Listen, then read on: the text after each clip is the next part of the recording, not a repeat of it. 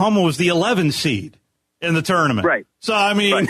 it's right. This is bananas, Coach. I mean, this is bananas. I know. Well, it's absolutely crazy. But I know that the guys, and I love the mindset. They're not just happy to be there. You guys have a chance to win a title, and it starts at 2:00 on Saturday. We look forward to carrying it on 97.7 The Zone. We congratulate you and Coach Vaughn, who's joined us throughout the season as well. It's been a tremendous year for Alabama baseball, and I know there's been, as you when we started our conversation, you talked about how much has gone into this. Everyone's super excited for the opportunity to see Alabama compete and for Troy, for our state. But we certainly appreciate you joining us live from Omaha, Coach. Good luck to you guys on Saturday, and hopefully to stay in that winner's bracket and have a long stay in Omaha. But really appreciate the time, and good luck to you and the squad. Thank you, guys. We appreciate all you do. Roll Tide. Thank you, Coach. Awesome conversation there with Jason Jackson. Keep it here. I'm okay with keeping it here, because that was an awesome conversation with Jason Jackson. And I'm always so the one question I did not ask the pitching coach is the bullpen comes up really big in this particular tournament. Well, they've got three arms, and Ashton Crowther, who transferred from South Carolina. He closed out game one after Faye did such a great job, gave him 1 2/3. Yeah. And then, Heiberger has been a high leverage guy all year. He's a junior from Oak Mountain. His last high school basketball game was against the Huntsville Crimson Panthers, by the way. And there you go. I didn't know that. Before transitioning to his outstanding high school baseball career and being a big part of this bullpen for the University of Alabama. And he did a great job with giving him really, 2 2/3 innings, doing a great job of coming in and getting that big double play, and then giving him the last 2 innings. And so he closed down, got the save in game 2 in the Supers, and they've still got Hagan Banks, who he pitched 3 full innings in his only appearance in the regional to get that win over Oklahoma State in extra innings, and he's done a great job. He's the only player left from the 2023 team who Jason Jackson has helped develop. He's overcome injuries to have a really good year.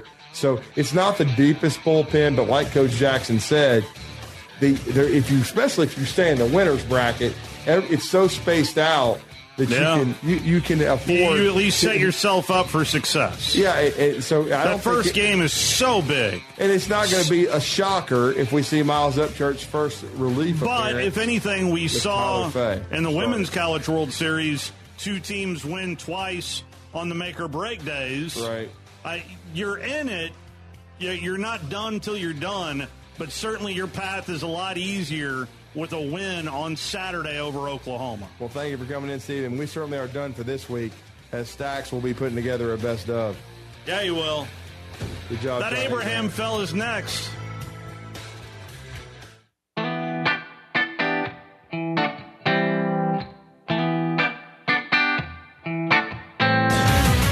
WZZN, Union Grove, Huntsville, Alabama. 97.7 ESPN, The Zone.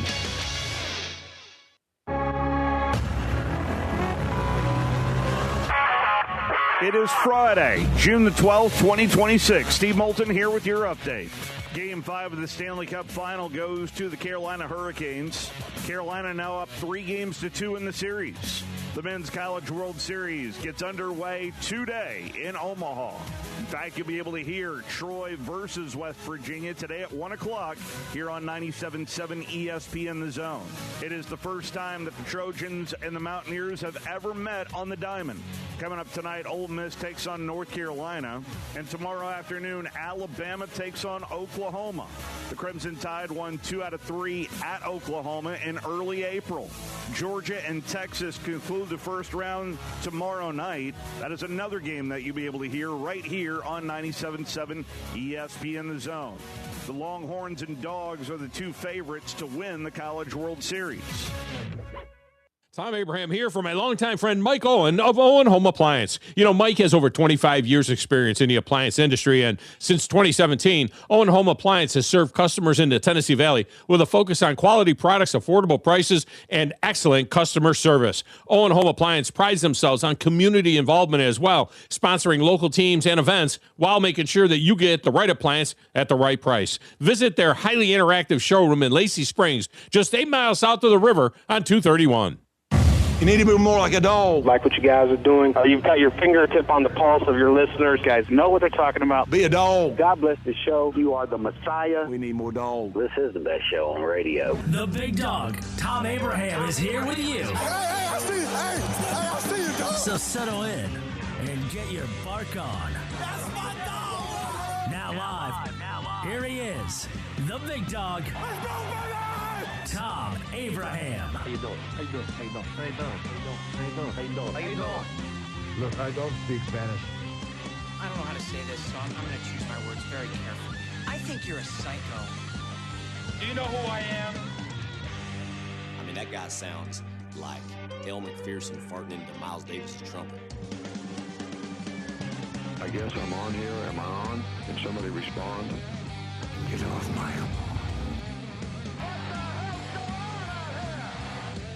I have to drag my Yankee ass out of here.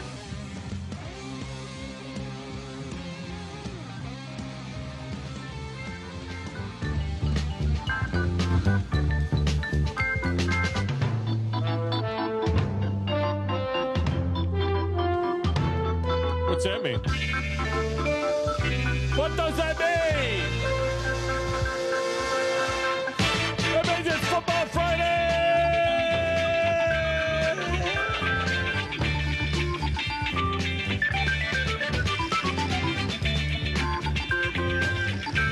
Let's see how much football gets in here. We know we'll have football music. Football Friday means football music throughout the show, regardless of season. Man, do we got a lot of ground to cover today. We are going into what has got to be one of the busiest weekends of the sports year. I mean, it really is. It's off the chain when you think about it. The College World Series opens up this afternoon at 1 with Troy, which is the longest shot in Omaha, taking on West Virginia. Tonight, North Carolina and Ole Miss go. The group of death goes tomorrow. That's the right side of the bracket. Bracket 2 or whatever you want, whatever they're calling it. That's Bama and Oklahoma at 2 o'clock, followed by the nightcap, Georgia and Texas. And remember, each pod is double elimination. So Sunday, the North Carolina pod goes, winners play the winners, loser play the loser, and that's an elimination game. Monday, it'll be back to the all-SEC side. And the ironic thing of this whole thing is that Georgia and Texas are the favorites. And they're on the same side of the bracket, so they can't meet, obviously, for the championship. So you keep an eye on that Georgia-Texas thing. We'll see if they end up playing twice. I mean, the loser, Georgia and Texas played the first game, and then the loser has their back against the wall and would have to come back through to get to the championship series. Whereas North Carolina, the 5 seed overall in the tournament, is a much easier run on the other side. They've got 2 unranked teams, and they have got number 16 seeded West Virginia and 2 unseeded teams. Whereas in the group of death side of this bracket, where it's all SEC teams, you got the 3, the 6, the 7, and a really good Oklahoma team. I mean, it's kind of not right, but it is what it is. They should name those pods. They should come up, call them Group A and Group B. You know what I mean? Like in a World Cup. I guess it's bracket 1 and bracket 2 is what they're calling them. But, in the World Cup, they call them groups. And World Cup got started yesterday in Mexico yesterday afternoon and last night. And today, Canada and Bosnia in Toronto this afternoon. And then tonight in L.A., the U.S. goes against Paraguay. Paraguay is about the size of Texas, I think. I don't know, maybe not. I don't know what size state Paraguay would be. Paraguay is right smack dab in the middle of South America, so there's actually a chance that the Americans will actually have more fans at the game tonight. I mean, it could be nip and tuck. I wonder what the population of Paraguay is and how that would stack up as a state in the United States. I don't know that they would, be a top 10 state in the United States. I might be wrong. I'm not really boned up on my Paraguay information. Apparently, no, that can't be right. Dallas, crack researchers in my ear saying that Paraguay is the size of Dallas. No, that can't be right. It's got to be bigger than that, I would think. Anyway, on top of all of that, you got closeout games coming in the NBA with the Knicks up 3-1. That's tomorrow night in San Antonio. I don't think it ends there. It's got to go. I think it's going back to Madison Square Garden. And in the NHL, we'll have a closeout game as well. Carolina on the brink of its second cup now. Game 6 is Sunday in Vegas. I don't think that's ending there either. I think we're getting a Game 7 back in Mayberry, which would be Wednesday night. That's what it would be. I think that's now on the show today. Greg Wyshinski is the senior hockey writer for ESPN.com. He's coming up bottom of the hour. Then David Moulton is back at the top of the 11, followed by Beau Estes from NBA.com. People still buzzing about the ridiculous comeback/choke in Game 4. You wonder how history is going to remember that. Is history going to lead with San Antonio Spurs' biggest choke job in the history of the NBA, or is history going to lead with the New York Knicks with the biggest comeback in the history of the NBA? So anyway, the show, just like the sports weekend, is slammed, absolutely slammed. So lines are open right now. So if you want to jump in, this is a really good time to do it. Lines are open now, and you can get in at 256-576-4977. That'll get you into the show and on the air with me. That number's good wherever, however you consume the show. We got a text window for you. That's open as well. And we'll read and react to those on the air. 732-9TA show. 732-982-7469. That gets you into the show via the text window. And you can watch the show as well. You can check it out at WZZN TV on the YouTube. It's on the Facebook. It is on the X feed. You can find it at my X feed at Thom Abraham Show, or you can find it at the 97.7 X feed. You can find it at the ESPN Winchester X feed, I think. So it's out there for you as well. So with the World Cup underway now, the first thing that you're going to notice, I'm really interested. I'm more interested in this than I'm interested in the games. The first thing that I'm going to notice is how cool it's going to look, or how different it's going to look to see these stadiums in America, including SoFi tonight, to see these stadiums with natural grass inside. Now, look, we're used to seeing natural grass inside at Arizona and, in Phoenix and in Las Vegas, because they have the tray system where the field is actually outside. So they've got that tray system going on. So we've seen this before, but we haven't seen it in places like SoFi or Jerry's World or Mercedes-Benz Stadium. We don't see it at those places. And in outdoor stadiums like MetLife in New York and, in Foxborough, at Gillette Stadium. By the way, none of these stadiums, if you don't know, they're just going to be named by their city.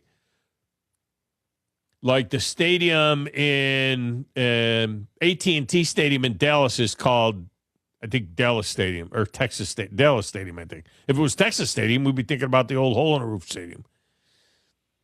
Atlanta Stadium, New York Stadium, Boston Stadium. You'd think for all the money that those people paid for naming rights that they would have their name on the stadium for everything. But it's not the case. So anyway, once again, the NFLPA is up in arms, and I don't blame them. I'm right there side by each with them, shoulder to shoulder. The Players Association called out the surface switches that are being made again for the World Cup, saying that 92% of NFL players say they prefer natural grass. quote, the temporary installation of natural grass fields for the World Cup is a choice by certain NFL team owners to do for soccer players what they refuse to do for NFL players. It's no longer a question of capability.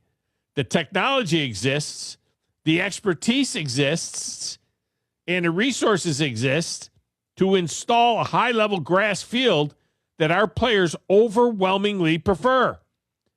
We have seen the meaningful investments made to meet the standard for international athletes and global events. But NFL players who regularly compete on these fields help fund these stadiums and whose work makes the league what it is today, they deserve the same type of commitment to quality grass fields. In Atlanta, to be honest with you, they got the eyeball that opens in Atlanta. It looks really tiny, when you're in the stadium and they got the hole in the roof open. It looks really tiny, but it actually covers a really good, decent portion of the field. There's really no reason other than use. Then there's so much things that are going on maybe in that stadium. There's really no reason that couldn't be a grass field. They have these lights now, that they roll over the field that are special UV lights and so on, so that the field can be grass. But in Atlanta, just open up the roof. In Dallas, just open up the roof. Dallas was built as a tray system type deal. They just don't use it. Why can't the roof be open in Dallas during the week? Why can't they just grow grass? They do it out of convenience for other events that they have there. There's no reason in Foxborough or in MetLife that they don't have grass. Those are outdoor stadiums. I 100% agree with the players here. A lot of times I'm not on the side of the players. I'm more of a management kind of guy, you know what I mean? But with even more domes being built and not necessarily retractables, Cleveland's isn't retractable. Washington's is supposedly retractable. I don't know if Kansas City's is retractable. Denver wants one. I don't think that's retractable. I don't know. Look, the technology is there. Technology is there. I don't know what the answer is, though. And speaking of stadiums, by the way, how about Florida? There's all this gnashing of teeth going on, right, about money, and we can't have these players be employees, and we can't do this, and we can't do that, and we're going broke. Hey, by the way, we're going to invest $1.5 billion upgrading our stadium, not leveling the swamp, upgrading the state. $1.5 billion. Let me put that in perspective. I don't know, when was AT&T Stadium built in Dallas? 10 years ago? When did that thing open? How long has that been open now? 12 years? 10 years? 9 years? 12 years? It didn't cost $1.4 billion to build that whole stadium from scratch. And now, 16 years? Cracker Research says 16 years. That stadium cost less to build than the renovations that they're doing at Ben Hill Griffin Stadium. Wow. And they're not putting a dome on it, and it's going to be grass. And by the way, Buffalo has the new stadium in Buffalo has grass. The new stadium in Buffalo has grass.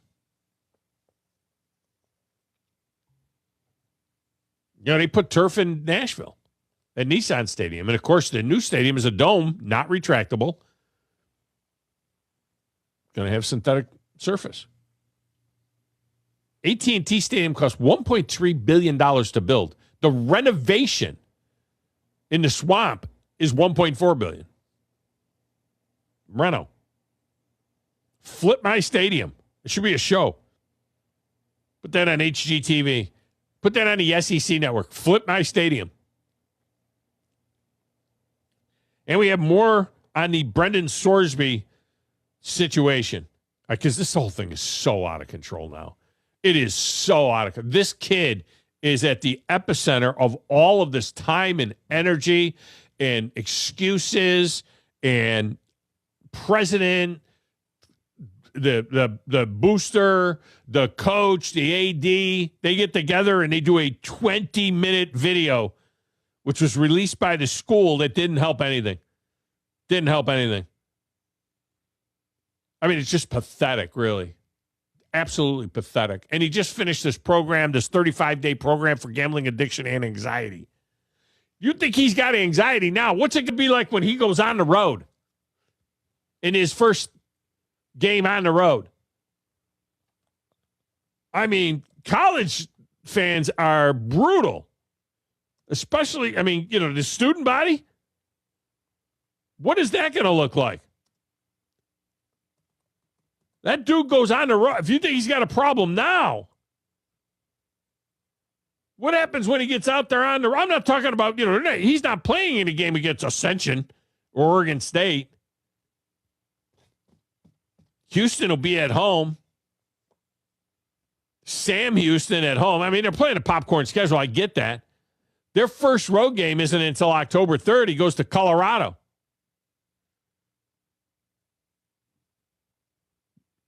I mean, you know, I don't know what the Colorado fan will be like, but then they come back home for Texas Tech. Then he goes to Cincinnati.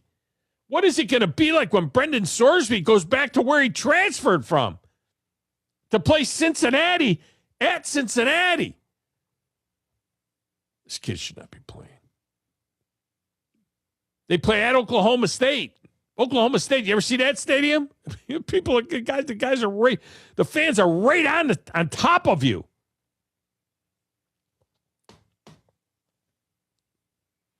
Their road games are Oklahoma State, Baylor, Cincinnati, Colorado. And that's it.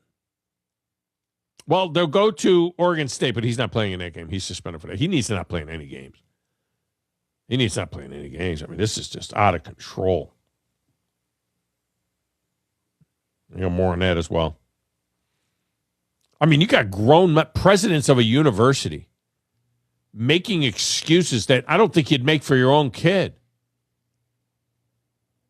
And I've said this before, and I'll say it again. It's first of all, this is not a mistake. He made a mistake. It's not a mistake. He's either an addict, so that means he can't control himself, or he made a decision. 2,900 decisions. He made 2,900 bets.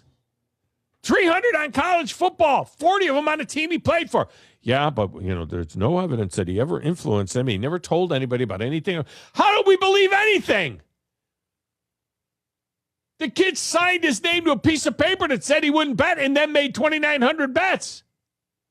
So we're going to believe him now that he didn't tell his buddy down the street? And he made bets. Continue to make bets through family members. And it doesn't matter whether he bet against Indiana, the 40 bets that he made on the Indiana when he was a backup at Indiana. He knows what's going on. He's on the field. He knows who's dinged. We think every injury is reported. It's not. He's at practice. He knows that the linebacker on the left side has got a calf injury. He's going to fight through. Nobody knows it. Don't say anything about it. He knows that the right guard is battling a shoulder problem. And it's looked terrible in practice.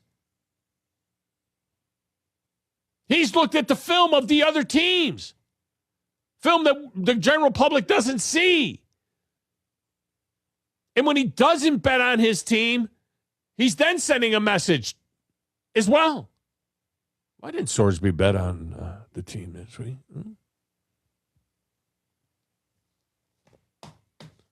Look, there's got to be a penalty. It's not saying it. I'll get into some of the things that they said. It's absolutely ridiculous. And nobody is saying that the guy can't pursue a career. He can go in the NFL draft. Maybe he gets drafted. Maybe he's got to be a free agent. Maybe he's got to go fight for a job. Nobody's saying that he can't. It's just, he can't play college football. There's a penalty to be paid. Listen, I'm going to say this again, and I'm going to say it. I'm just going to say it, okay? I know from personal experience, okay? I know from personal experience there is a penalty to be paid. I'm just telling you. There's a penalty to pay. I had to change my career path at age 37 because I could no longer work in my chosen field at that time because of things that I did, not mistakes, things that I knowingly did in my 20s and 30s in a family business that was a family business, and it was a total different world then. And when that all came crashing down when I was 37 years old, I had to change my career. Nobody said, well, yeah, we shouldn't stop him from being able to earn a living in construction. I mean, he can't. I mean, he's a business owner. And no, they said, go do something else. Here's your penalty. And you can't do this anymore. You can't do this anymore. And it would affect my coaching career too, which I had already segued into. You can't do this anymore. So you switch gears and keep on. Rebuild yourself. He hasn't been convicted of anything. He hasn't been charged with a felony or anything. But he broke maybe the most important rule there is in sports and in college sports. And nobody even cares about the fact that he signed a document that said he wouldn't do what he did. No, there's no biggie. You're not doing that guy any favors. I can tell you that. You're not doing him any favors. All right, back in mission control. Playing the Players That Matter to Stacks of Wax. Wasn't around when I was 37 years old. I'm the producer of this show. If I didn't step up, you're nowhere. I put this thing together on a spit and polish. I don't know how to say this, so I'm going to choose my words very carefully. I think you're a psycho. I have a sentimental weakness for my children, and I spoil them, as you can see. They talk when they should listen. Give me back my son! I don't like violence, Thom. I'm a businessman. I'm telling you, there's an embarrassing press conference in that kid's future. If you ain't first, you're last. Do you hear the grasshopper, which is at your feet? Old man, how is it that you hear these things? Young man, how is it that you do not? As quickly as you can, snatch the pebble from my hand. When you can take the pebble from my hand, it will be time for you to leave.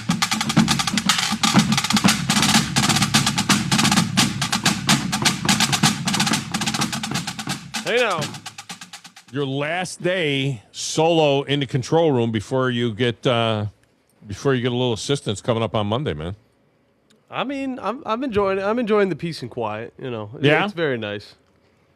Me and Kirby just hanging out in here. Just running the show, playing the Players That Matters. Yeah, he's actually the newest coworker. The Kirby vacuum? No, the dog. Whose dog is it? Steve's. Oh, Steve's Come on, dog. It's Kirby. What do you think? Steve's dog is there? Oh yeah, that's cool. He hanging with. Is he named? Is the dog named after a vacuum? Probably not. I would say probably named after the coach. Oh, that Kirby. Oh, I thought he named it after the Kirby vacuum. Let's see how it is. He's really photogenic, honestly. It's good to have him on the camera. So Monday, you get assistants in the room. We'll introduce that person on Monday when that happens. We've got two new guys. Well, we got one kind of new guy, and, we got a returning guy. I'll just put that out there. I'm all for it, man. Yeah, we got a returning guy and a new guy that have joined the team, which I'm really excited about, both of those guys. And we'll kick that off by me not doing the show on Monday. So is Kirby filling in for me on Monday? Do you know who it is? I mean, he fills in for everybody. He's the only guy that never takes any time off, it seems like. Just fills in for everybody. But you guys will be handling it on Monday because, John, do you know what that is behind me on WZZN TV, that image, that aerial? I believe that is Bear Trace. That's Bear Trace on the beautiful Timms Ford Lake. Hey, Kirby! Those of you watching on WZZN TV see Kirby there. He's a good-looking dog. It's a little mutt. He's a little mutt. He's cute, though. He's his harness is off kilter, though, there. It's kind of cockeyed there. The harness is cockeyed. his chest thing. Either that or he's like, looks like he's busting out of it. Looks like he's like you. He's been in the weight room and he's busting out of his gear. That's what it looks like. It's a new style. It's a new style that dogs have been repping. Is that a Georgia collar that he has on? Probably. He's got. You're looking right at it. Is that a not anymore. University of Georgia collar or not? Does it have a Georgia collar? Yeah, it is, and it has. You're looking at it. What's it look like to you? It's got a Havoc hockey leash to it as well. The dog's not in here anymore. Come on, he got camera shy. I'm watching it on X, and that was. I'm behind you a little bit, probably. It's all right. I'll tell you what, though. Yesterday, went to the pool for the first time this summer, even though it's not even summertime yet. So what pool do you go to when you go to the pool? I go to Dublin Park over in Madison, so shout out to them. They're the only ones that I know of that have a 12-foot diving board. Yeah. And I jumped. Do you tell them that the pool is, the diving board is that way? When did you go like that with your guns like that waving and say that the pool is that way? I tell them, I'll be over there. And then I look at the lifeguard. I was like, you're going to be keeping me safe, right? And they're like, yeah. And then one of them suggested a double front flip. It was the last thing I did, and I smacked my face on the water. Oh, why did you do that? Don't be doing that stuff. You're too old for that stuff. You're not 18 years old anymore. I was still doing some gainers. I've stuck to what I do best. All right, that's what I've really gotten into. Cannonball? No cannonballs. I do gainers. I do swan dives and occasional backflips. But I had to do something new. I always feel like I could do more. So. You're going to hurt yourself. Don't do that. Good time. Don't hurt yourself. All right. So what is this thing? What is this link you sent me about Paraguay? How little is Paraguay? Honestly, I'm totally lost on Paraguay right now. Paraguay is 3.1 times bigger than Alabama. Paraguay is smaller. Yeah, Paraguay is 3.1 times bigger than Alabama. Alabama has 4.8 million people. 2.6 million people more. 2.6 million more people live in Paraguay. So Paraguay has, let's see, 6 carried to 1. Paraguay has 7 million people. Paraguay is about the size of Tennessee. Okay, so Paraguay is about the size of Tennessee. And we better beat them tonight. If we don't beat them tonight, it'll be a problem. We got to be able to beat a sovereign state. Come on now. Yeah, you would think so. Let's get a break. Greg Wyshinski is going to kick things off for us. He's coming up next. Senior hockey writer for ESPN.com. Joins us right after this on the Thom Abraham Show.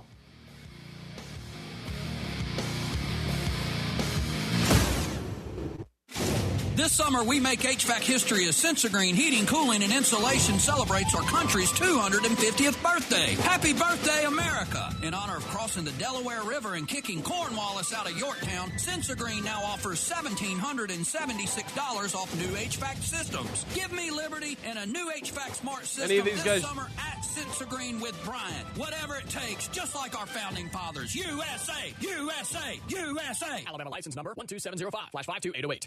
These days, saving time is important, and saving money is even more so. That's where Eagle Masonry and Insulation comes in. Over the years, Eagle has expanded their services to meet the needs of folks like you in our area. If you need masonry, brick, stone, or block work, Eagle should be your first call. They can even help if your property needs grading, erosion control, and Eagle can handle dirt haul-off. Call Eagle Masonry and Insulation today at 256-755-1556. Eagle saves you time, and Eagle saves you money. Hey, I'm Bobby White, and our employee pricing for everyone is in high gear right now at Lynn Layton Ford in Decatur. That's right, everyone in the Tennessee Valley can get our special Ford employee pricing on over 280 available new Fords. Save up to $15,000 off MSRP on remaining new 25 F-150s and up to $8,000 off MSRP on new 25 Broncos. With your good credit, you can save thousands with financing as low as 0% on select new models. And always remember, Lynn Layton Ford will never charge you any mysterious dock fee or some hidden markup. It's simple. You pay what we pay on 280 new Fords. That's right, $15,000 off MSRP on new 25 F-150s, $8,000 off MSRP on new 25 Broncos, or lock in 0% financing on select new models. Come see us at Lynn Leighton Ford, right in the heart of Ford country, just a mile south of the Beltline indicator, or online anytime at lynnleightonford.com. When you call most roofing companies, all you'll hear is, you need a new roof. Not when you call Fleming. At Fleming Roofing and Restoration, we're focused on your needs, whether it's an easy repair or a full roof replacement. Folks around here have trusted Fleming since 1965 for all their residential and commercial roofing needs. And as the area's storm damage experts, Fleming knows all the ins and outs of the insurance claims process. Log on FlemingHSV.com to schedule your free estimate today. Fleming Roofing and Restoration. We show up. No representation is made that the quality of legal services to be performed is greater than the quality of legal services performed by other lawyers. A wise man once said, if you take care of old folks and children, everything in the middle will take care of itself. Hi, I'm Danny Aldridge, lawyer in Alabama and Tennessee. In the next 20 years, the number of those folks over 65 years of age will more than double. In our golden years, the most important goal is to be treated with dignity and have control over doing what makes you grateful with those you love. At the Aldridge Law Firm and the Legal Town Center, we're dedicated to help you with these goals, and we'll be there when life throws you those inevitable curveballs. Let us assist you with your legal needs, whatever they may be or become. You may reach us by phone at 256-534-3188 or online with Dan at danaldridgelaw.com. Just remember, we're here to help. Whether it's personal injury, wrongful death, fraud and cheat, or estate planning made complete, we're here to help. AL cert number 21014. Welcome into the hottest and coolest game show around called The Freeze. Today's contestant, Bob. Bob, can you tell me the heating and air business that provides free service with repair? Is it Talent Heating and Air Conditioning? Can you tell me which heating and air business provides free second opinions? Talent Heating and Air Conditioning. You are our grand prize winner. You have won a visit from the #1 heating and air business in the Tennessee Valley. Talent Heating and Air Conditioning? That's right. Talent Heating and Air is coming to you. This is Thomas with Talent Heating and Air Conditioning, and you don't have to win a game show to use us. We have free second opinions year-round, and we're doing free service calls with a repair. So just remember, call Talent Heating and Air Conditioning at 256-503-4490 or visit us on our website at talenthvac.com. 97.7 ESPN The Zone. This segment of the show is brought to you by Lynn Leighton Ford. That's right. My good friend Bobby White is now at Lynn Leighton, and I'm right there with him. And you know what you'll never find at Lynn Leighton Ford? Some mysterious dock fee that can be like $600, $700, or $800. The price you saw advertised is the price you'll pay. That's the Lynn Leighton way. You see, transparency is important in buying these days, and that's what you get at Lynn Leighton Ford in Decatur. I made the move, and so should you, to Lynn Leighton Ford.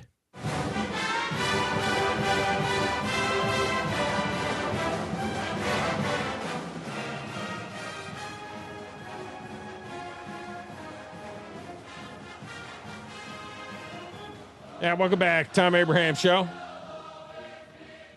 Football Friday in the Doghouse. Football music all throughout the show, even though we're covered up with all kinds of other stuff. This is an incredibly busy weekend. I mean, this is just absolutely nuts. I mean, without the World Cup, it's nuts. Got potential closeout games, NBA, NHL. We got college baseball, World Series getting going. I mean, it's just, and the World Cup. It's just absolutely crazy. All right, joining us now, a guy who does a tremendous job, senior hockey writer for ESPN.com. He is the well-traveled Greg Wyshinski, and he joins us now on the Neighbors Wealth Management Hotline. Greg, welcome back. How are you, man? Give me a second on that. Got a little technical difficulties connected to the other radio station. We'll have him here in a second. Okay, well, let's just let's get him set up there for Greg Wyshinski joining us. And, you wonder about whether or not he's going back and forth. I assume he's still in Raleigh, but we'll find out right now as he joins us on the Neighbors Wealth Management Hotline. Greg, welcome in. How are you? Doing well. How are you? I'm fantastic. I assume you're still in Raleigh, right? I am. Yeah, I'm flying out to Vegas later this afternoon. Luckily through Atlanta, because I understand there's like some crazy weather happening up in the Northeast and parts of the Midwest. We're where a bunch of my friends got trapped on the way to Raleigh. But yeah, it should be good. I mean, it's listen, man. All I wanted was that Game 4 win by Carolina, so my company pays for me to go back to Vegas. So you wanted to go back to Vegas? So you want to make that trip back to Vegas? Oh, okay. I thought maybe you want to just hang around Raleigh for the next 4 or 5 days, wait for them to come back, because this thing's coming back, right? I mean, there's no doubt at this particular point in time, this has been one of the all-time great Stanley Cups. Finally had just a hockey game last night that wasn't bonkers, that wasn't absolutely crazy, but it feels like there's no doubt that this thing's going 7.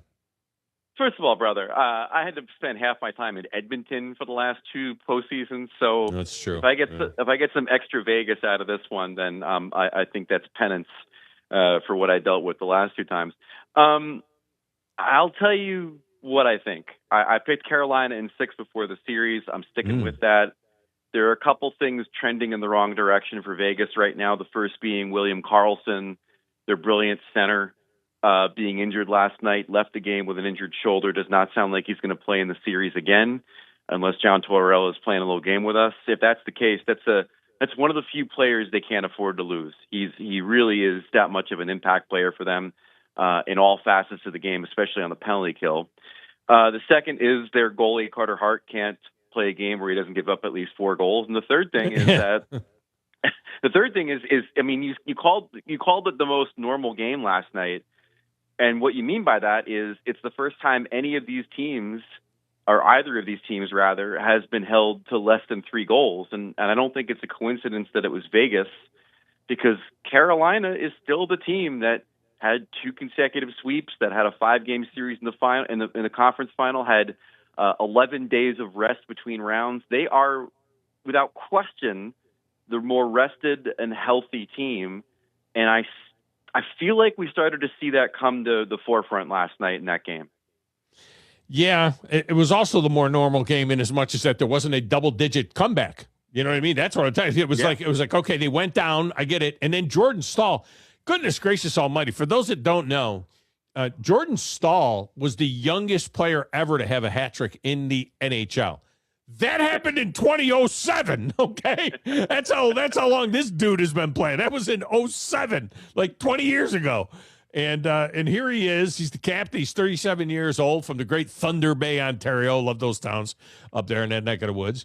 And he is, I think he's scored in every game, hasn't he, in the finals? I mean, he's got 8 goals overall, but I think he's scored in every game, including that ridiculous one that he scored in the last game. Yeah, the game winner in Game 4, the diving one with his stick. Yeah. He's tied the NHL record for the longest goal streak in a Stanley Cup final with 5 straight games. Overall, he has 6 goals in the final. He's an interesting MVP candidate in the sense that his numbers aren't going to be as good as Mitch Marner. His numbers aren't going to be as good as the leading scorer on his own team.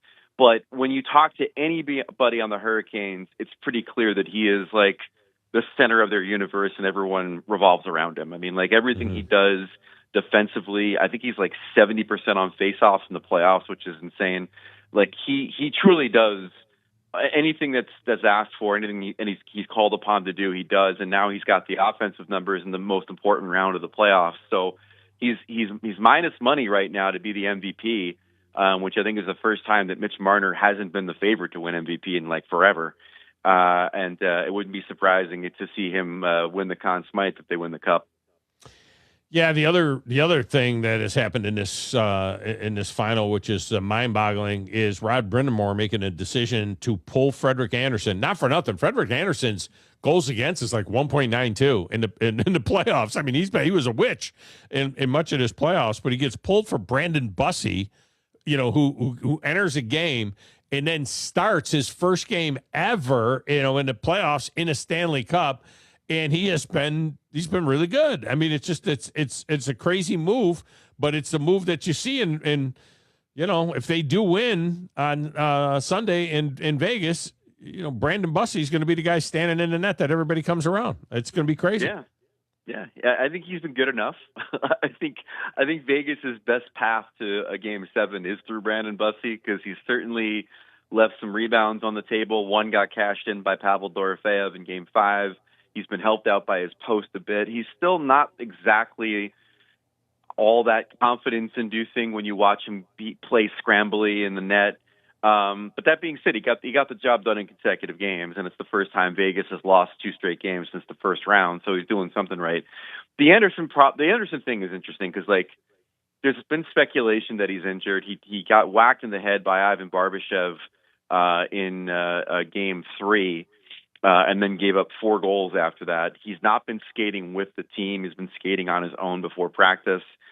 And then there's sort of a more delicate conversation to be had about Freddie Anderson, which is that he lost his agent last round, Claude Lemieux, who tragically took his life. And, Freddie was really close to him. He considered him a family member. And so there may be some things going on here that we're not cognizant of and that we need to be sensitive about with Freddie. But, I mean, those are conversations that might have to happen if Bussy doesn't deliver in Game 6 and this thing goes 7, which is what ultimately is the availability of the Hurricanes' best goalie in the playoffs in a winner-go-home game in Game 7. The TV numbers have been really good. ABC is just, the TV gods have just blessed ABC with this NBA final and this Stanley Cup final, and it's just been back and forth one night after the other, and cross promoting I think has helped a lot. I mean, you watch the NBA finals and they're promoting the heck out of the Stanley Cup final game coming up tomorrow night. You know what I mean? So it's you got 20 million people watching that, and then you got 6 million people that stick and watch this. And for these 2 markets, one is basically an expansion team from 5, 6, 7 years ago, and the other one is Mayberry. And look what you've got. It's incredible. I want to go back to Saturday though, a week ago.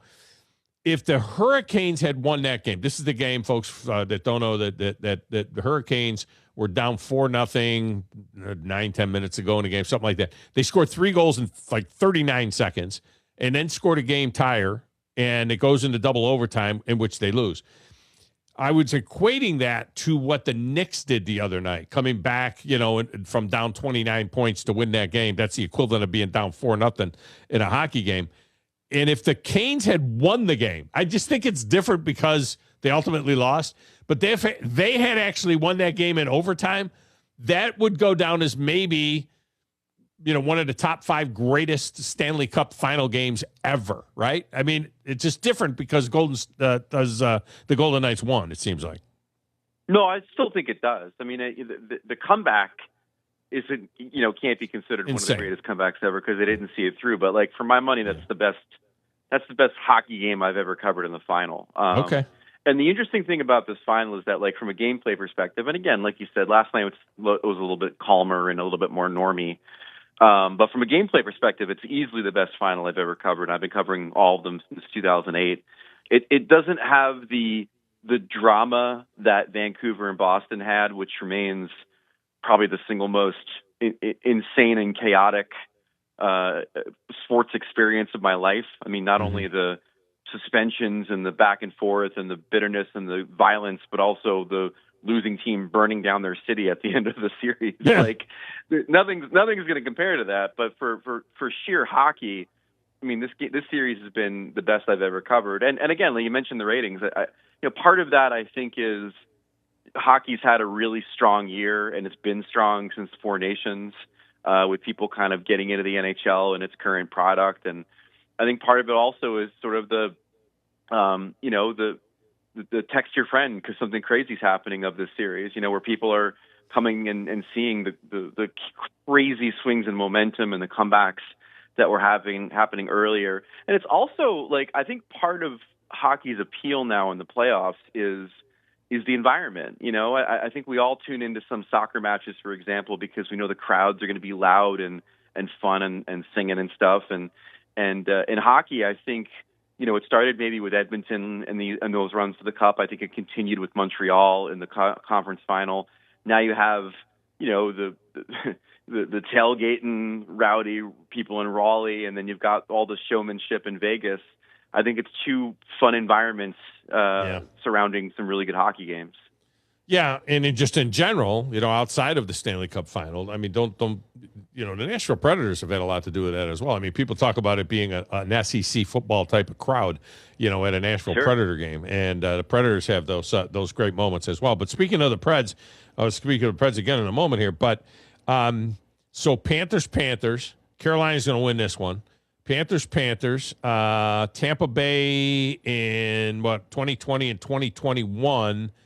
So you're talking about, 6 cups of the last 8, 6 of the last 8, well south of the Mason-Dixon line. Is this good for the NHL, do you think, or do you think it's bad for the NHL to have the southern team? I mean, it's a southern sport now. It's Carolina, it's Tampa Bay, and it's Florida. I mean, let's be honest.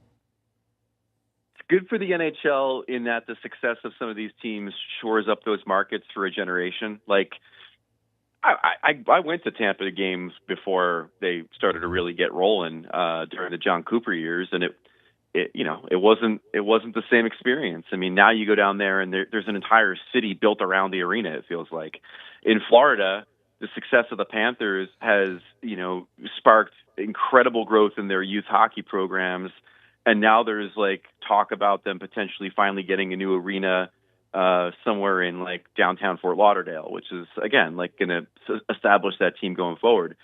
But the overall for the league, I mean, obviously it's going to be better if it's Chicago or if it's Detroit or if it's the Rangers or Pittsburgh. It's obviously better to have some of these teams that have larger national fan bases and more meaning to the casual fan if they're the ones that are constantly challenging for the cup. That goes without saying, and but again, I think the fact that you've had all these teams do as well as they have really will help in the long run in all those markets. Give me a little something on the grinder that is Nick Dowd, Huntsville, Alabama, first Alabama-born player to play in a Stanley Cup final. 37 years old now. He's a fourth line guy, but he's a gritty kind of player. But just your thought on Nick Dowd and what his contribution has been to Vegas. Yeah, I enjoyed covering him when he was in Washington. Was happy to see him get a chance to make a difference on this Vegas team, and I think that the depth on this team for the most part during the playoffs has been one of the reasons why they are where they are. And we were talking to him after the game last night. Still extremely determined. Still very much focused on the possibility of going back to Vegas and sending this thing to 7 and eventually, lifting the cup. But without question, an important contributor to this team. And finally, just in case we don't talk when it's all said and done, and we won't talk again until the season picks up, what did the Predators get in Chris McFarland? What do you think about that hire as a GM as he comes over from Colorado, which obviously has this, great tradition of winning hockey games? Oh, I think he's a brilliant executive. I am sort of blown away that they were able to pull this thing off. I mean, they pulled it off by, I guess, throwing a bunch of money at him, but also identifying someone who maybe needed to get out of a situation where he was never going to be the guy. As long as Joe Sakic was in Colorado, McFarland was never going to be president of hockey operations. It's just a fact. So, kind of identifying someone who everyone they talked to said you should try to get this guy, and then landing him, I think, is a huge coup for the organization, well beyond my expectation for who they were going to get to fill that job. He brings in Rob Blake, who used to be the GM of the LA Kings, to be his right-hand man. A really, really smart and accomplished front office now in Nashville that I think will set them up for success once they, make some hard decisions on veteran players in the next couple of years. Well, there you go. So that's good news. Maybe someday Nashville can jump into this mix with these other Southern teams that are creating so much excitement. And look, if anybody doesn't know, they'd have to go check the history on it. I'm sure there's the documentaries out there with it. The Carolina Hurricanes have one of the most colorful histories in the history of hockey. I mean, from their start, they were supposed to play in Boston when they started, and the Bruins basically wouldn't let them into Garden. And they end up in Hartford, and they have one of the coolest uniforms going anywhere. And then the next thing you know, they're in in Carolina. They're playing in a building in Greensboro that's only drawn 5,000 people. It looks like it's a disaster. before they finally get their building in Raleigh. I mean, it's really something. And now they're on the brink. They got an owner in Thom Dundon that a lot of us aren't real fond of because he's a cheapskate that killed the Alliance of American Football in the middle of the season. So, we just think about that guy, but obviously he knows what he's doing here. But the Carolina Hurricanes, I mean, it's a documentary, man. It's an E60 or a 30 for 30 on the Canes. What a story they have. Yeah, they are amazing, and the part of it that I'm kind of interested in, and I'm probably going to write about at the end of the series, also is like their GM is a genius, like a biochemist kind of guy, and the last guy that you'd ever expect to be running a hockey team, and then their coach is like the ultimate jock, like Brind'Amour could probably break his general manager in half with his bare hands if he tried. And the dynamic between having those two guys that Thom Dundon put in place is still remarkable. I mean, I remember when Dundon hired Brind'Amour as his coach, and there was all this talk about like how much autonomy would Rod have with Dundon being there and everything else. And both those hires have produced a team that's now one win away from bringing a Stanley Cup back to Raleigh. Yeah, I don't like him, but on the other hand, he did pay me for the games that I did that we didn't do at the end of the season, the American Football Line. So that's good. I guess I do like him. All right, man. Appreciate you as always. Safe travels. Anytime. Thanks for having me. Let's get a break. We'll come back, wrap up hour number 1 next, right here on the Thom Abraham Show.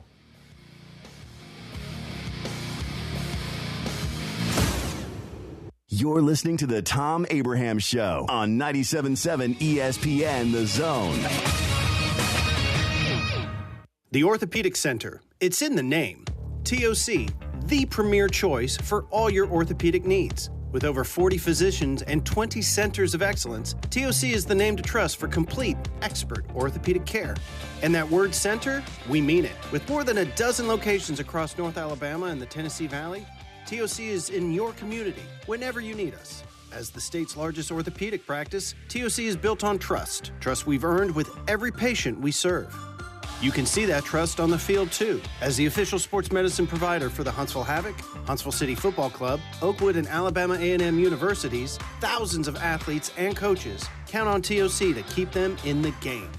From student athletes to unexpected injuries, our urgent ortho clinics offer prompt, expert care. No appointment necessary. So remember, when it comes to your health and mobility, trust the name that says it all. TOC, helping you live a better life.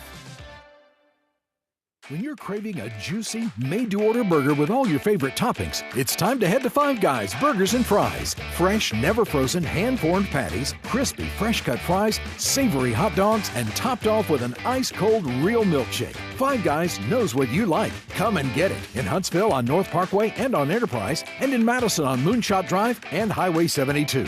Order online at fiveguys.com or just walk in. Five Guys. Perfection every time.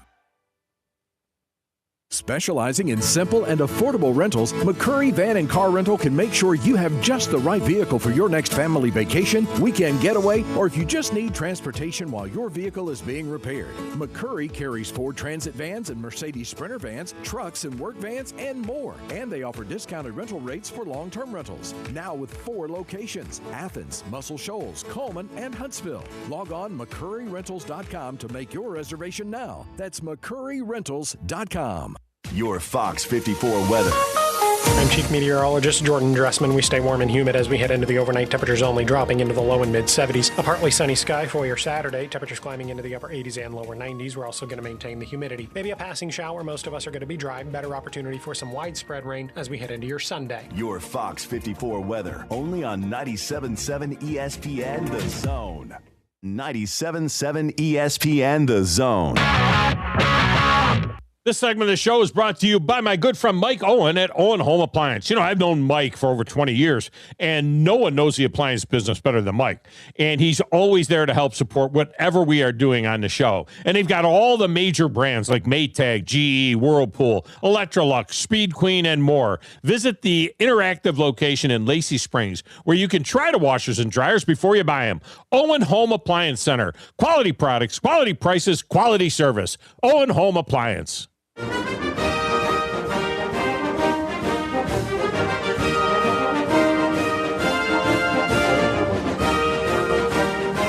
Welcome back, Thom Abraham Show. Coming up, David Moulton is going to join us. We haven't talked to David in a little while. He'll be joining us via phone as well. And I'm going to tell a story that ties David and I together that is kind of fascinating. Having to do, with the NHL Stanley Cup Final. Plus, we'll get into Sorsby with him as well and get his take on that, and a little bit of everything with David Moulton. So we'll do that next, right here. Sports of all sorts is what I like to call it with David Moulton. And he's coming up next, right here on the Thom Abraham Show.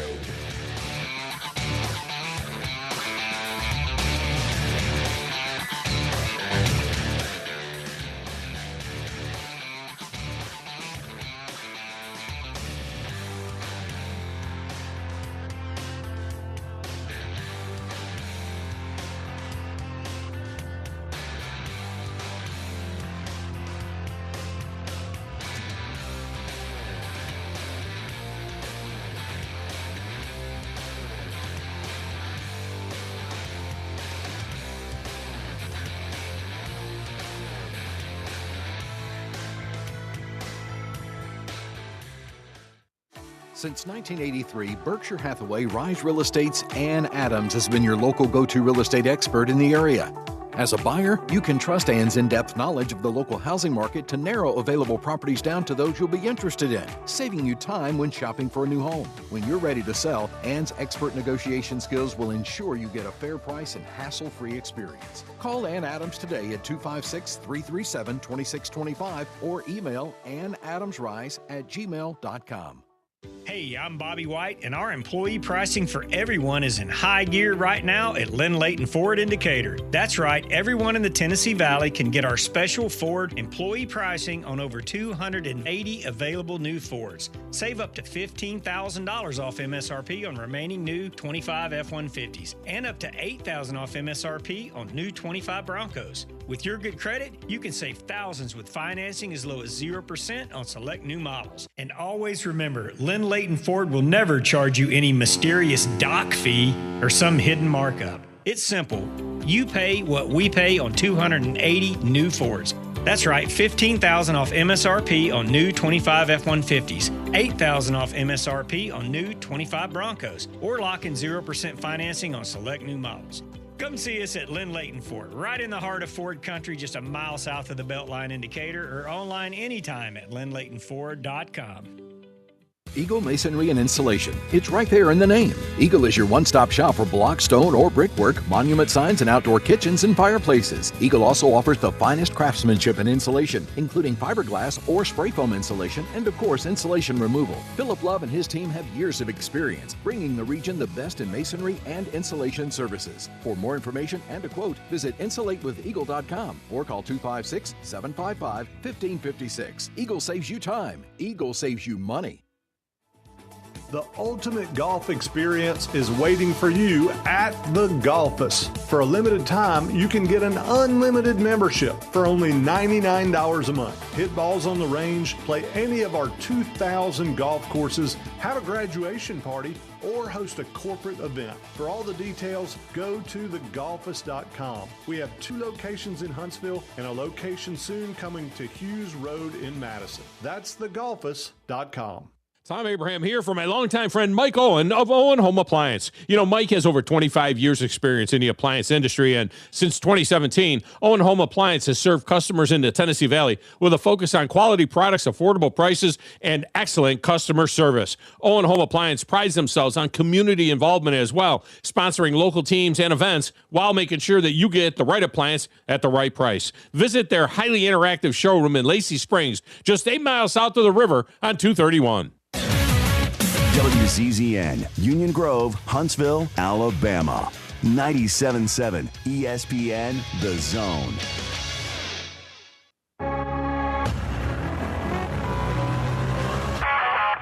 It is Friday, June the 12th, 2026. Steve Moulton here with your update. Game 5 of the Stanley Cup Final goes to the Carolina Hurricanes. Carolina now up 3-2 in the series. The Men's College World Series gets underway today in Omaha. fact, you'll be able to hear Troy versus West Virginia today at 1 o'clock here on 97.7 ESPN The Zone. It is the first time that the Trojans and the Mountaineers have ever met on the Diamond. Coming up tonight, Ole Miss takes on North Carolina, and tomorrow afternoon, Alabama takes on Oklahoma. The Crimson Tide won 2 out of 3 at Oklahoma in early April. Georgia and Texas conclude the first round tomorrow night. That is another game that you'll be able to hear right here on 97.7 ESPN The Zone. The Longhorns and Dogs are the two favorites to win the College World Series. You need to be more like a dog. Like what you guys are doing. You've got your fingertip on the pulse of your listeners. You guys know what they're talking about. Be a dog. God bless the show. You are the Messiah. We need more dogs. This is the best show on radio. The big dog, Thom Abraham, is here with you. Hey, I see you. I see you, dog. So settle in and get your bark on. That's my dog. Now live. Here he is, the big dog. Let's go, baby! Thom Abraham. How you doing? How you doing? How you doing? How you doing? How you doing? How you doing? How you doing? Look, I don't speak Spanish. I don't know how to say this, so I'm going to choose my words very carefully. I think you're a psycho. Do you know who I am? I mean, that guy sounds like El McPherson farting into Miles Davis' trumpet. I guess I'm on here. Am I on? Can somebody respond? Get off my lawn. I have to drag my Yankee ass out of here.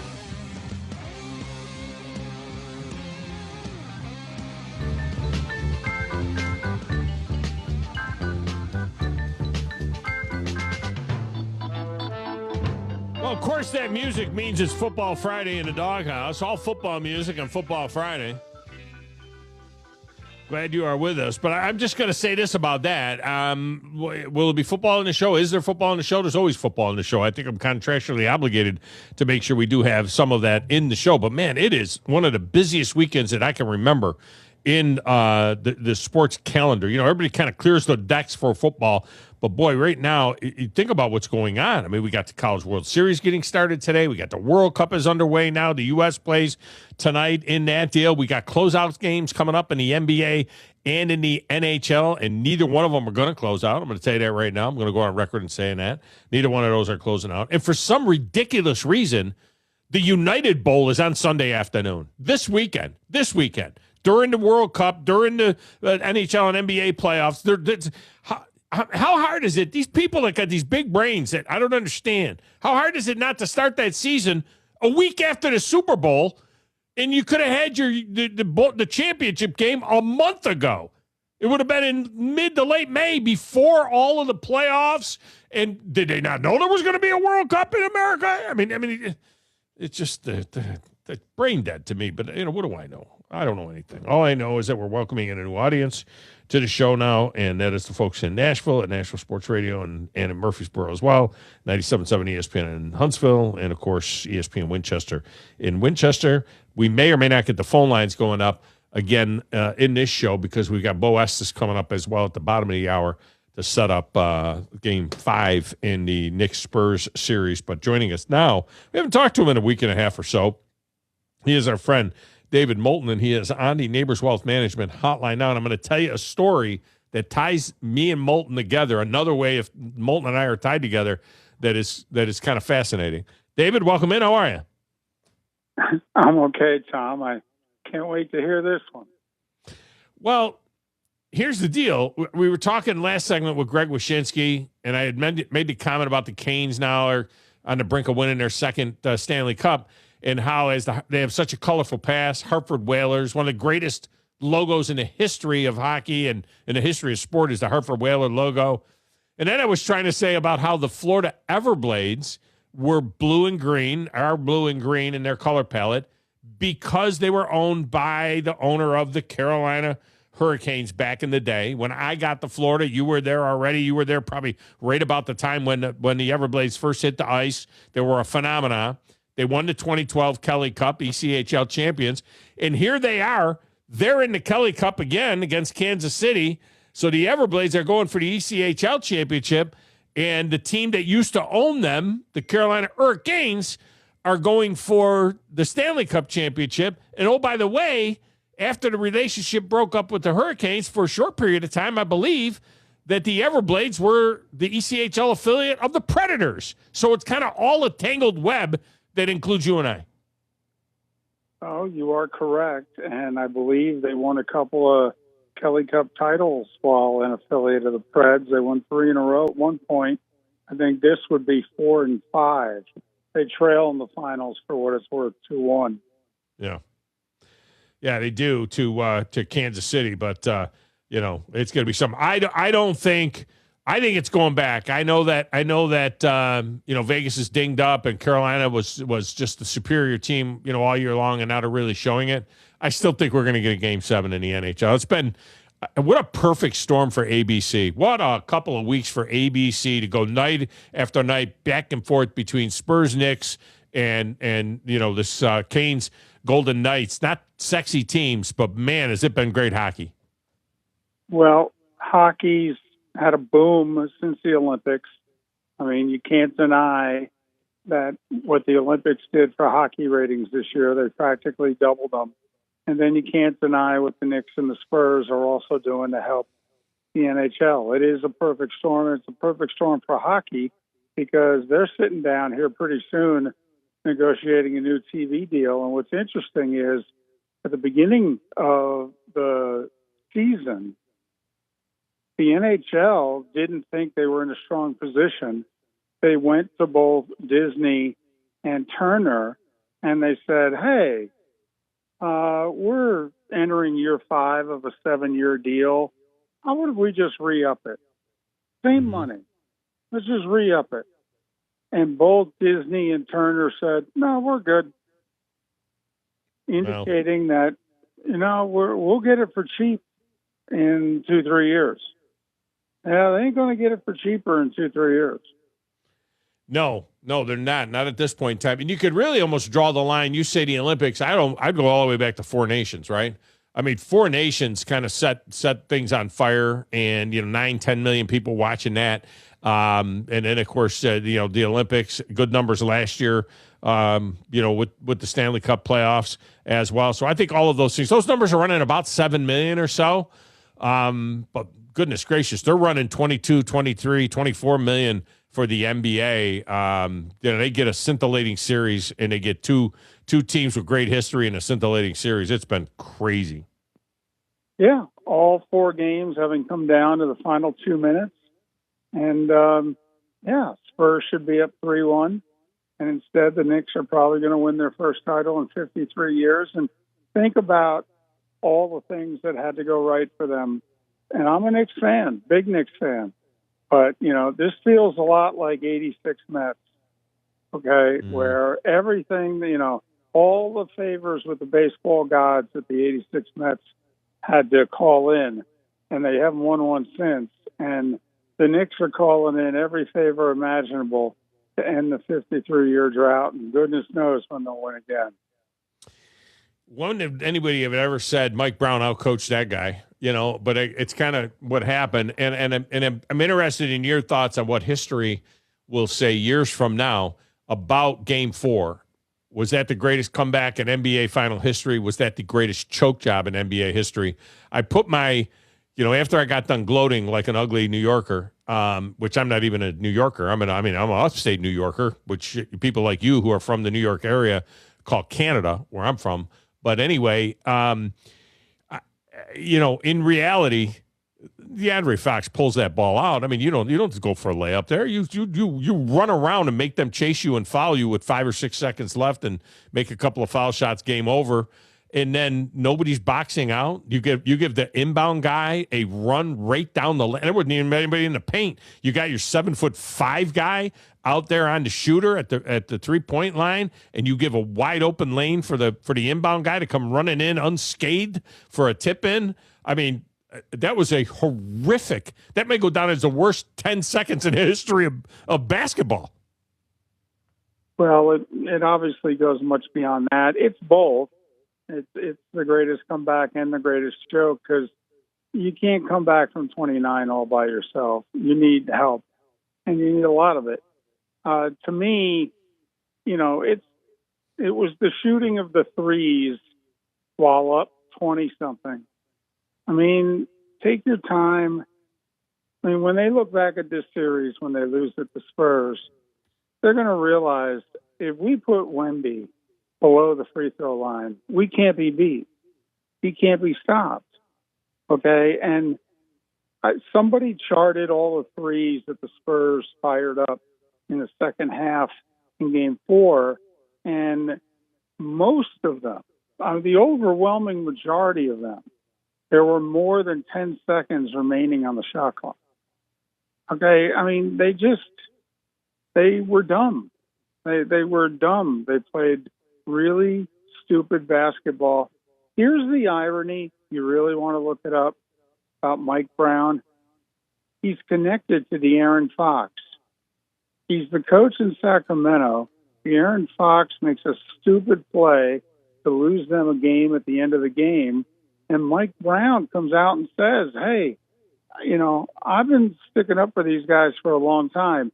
We literally went over this in practice and in pregame shoot-around, okay? And then, De'Aaron does it again, blah, blah, blah. Well, the next day they fired Mike Brown, and they sided with De'Aaron Fox.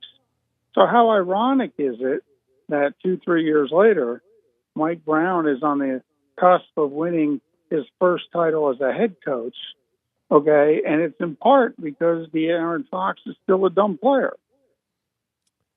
It's a great point. David Moulton with us here, and it's maybe you get another coach fired. You know what I mean? He's good at that. Apparently, I guess. I don't know. All right, so there's that going on. The World Cup obviously has launched. I don't know what to do with this. You and I remember, of course, 2002 doing a remote down at Spectators for the round of 8 when the U.S. played Germany and 80 people showed up and the restaurant opened with breakfast and everything else. I mean, it was halcyon times. And yet here we are some 26 years, 24 years later, still struggling. There's a lot of talk about, can they get to the round of 16? Hey, can they win one knockout game? They haven't won a knockout game since 2002. And I went on record yesterday with my soccer guy, and I said, if for some reason they don't get out of this group, I think we should disband U.S. soccer. I mean, we just need to stop right there. Because, look, this thing, we've seen these ebb and flow of popularity of soccer in the United States. I'll go all the way back to I remember when Pele played in front of 70,000 people at Giants Stadium in 1971 or 2, whatever it was, back then when I was a kid. And they said soccer's the next big thing. I don't know. It's not going to break college sports. It's not going to break into NFL, NBA, NHL, or even NASCAR territory in this country. I think it's still going to be 6th and always going to be 6th. And there's tickets remaining for tonight's game in Los Angeles. There's 1,500 tickets left. 2,500 tickets left for tonight's game for the U.S. in L.A. I mean, a lot of hype, but I don't know if the juice is worth the squeeze. What's your thought?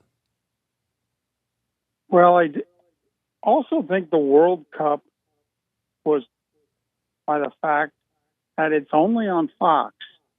And think about it. What has Fox been televising in the last 2-3 months that you've been watching? Well, you're crazy. You watch that stupid UFL.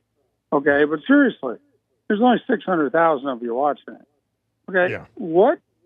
Think about it. We're talking about hockey, talking about hoop. At ESPN and Turner, talking about these golf tournaments. At CBS. Where else we want to go here? The Olympics were on NBC. What's been on Fox since the NFL that anybody's watched? So they've been promoting them out of this thing for 4 months. Yeah. Well, who's seen the promotion? Seriously. That's a good point.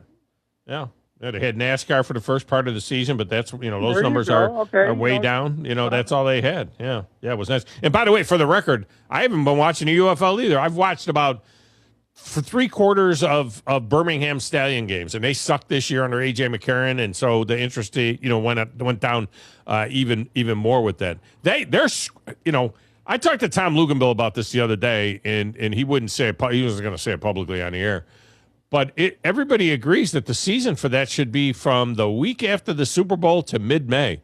I don't know what the heck they're doing playing now. I mean, it makes no sense. Plus, we're already into OTAs and camps in the NFL. These kids could be in those camps right now, if the season had ended a month ago. Hey, man, they could play the week that's off in the conference championship games in the Super Bowl. They could play the Saturday night before the Super Bowl.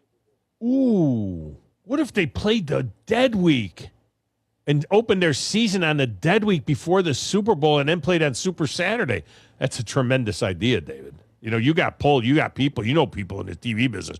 You need to get that straightened out because that's the only hope for that league to survive. You'll steal this idea. This tape will disappear. It'll be your idea by 12:35 Eastern. I promise I will not take your idea. I will not do it. I will give you, even with our next guest, Beau Estes, I will give you what he calls the Knicks Spurs series. He calls the Knicks the old guys at the gym. That's what he calls it. He goes, this is the old guys at the gym. This is when you go to the gym, a bunch of young guys go to the gym, and they want to play pickup, and they want to play the old guys at the gym, and the old guys at the gyms kind of screw around for a while, and then at the end, they just outfox them and beat them. And that's what the Knicks are. The Knicks are the old guys at the gym. That's a great, analogy, because the other thing about the old guys at the gym is that if it's close at the end, the old guys at the gym, whether on the up and up or not, they win by one. Mm-hmm. So it really is the old guys at the gym. Yeah. No, it is the old guys at the gym. Will the NFLPA get anywhere? They're rattling their sabers like crazy. It's kind of cool to see. I'm more interested in looking at all these stadiums that have synthetic turf and how they're decked out in natural grass now. The NFLPA says that 92% of their players want to play on natural grass. And yet the owners, they bent over backwards to put natural grass in all these stadiums. In Atlanta, where they actually have a hole in the roof they could leave open and they could grow grass, but they have the technology now with the grow lights and everything else. They could do this, yet they won't for the NFL players. Will we get to a tipping point with this, or is it just going to be a lot of noise and forget about it? We'll be back to synthetic. Well, the NFL doesn't do anything for free. They're just using it as a bargaining chip to try to get the players to agree to 18 games. So they see this as a chip. The way I look at it is, to me, the players have all the chips here. Okay? I mean, they should just keep saying no till they finally say yes. Yeah.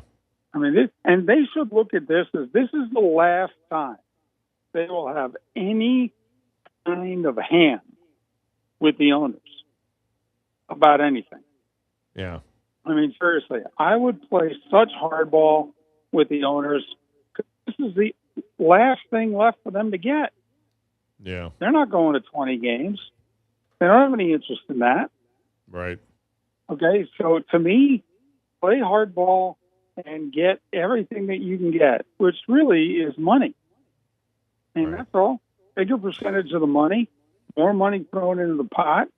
I guess you can get grass fields for your players. Okay. Exactly. Whatever. Yeah. All right. Finally, before I let you go, Sorsby, this is such an embarrassment. It's getting worse and worse.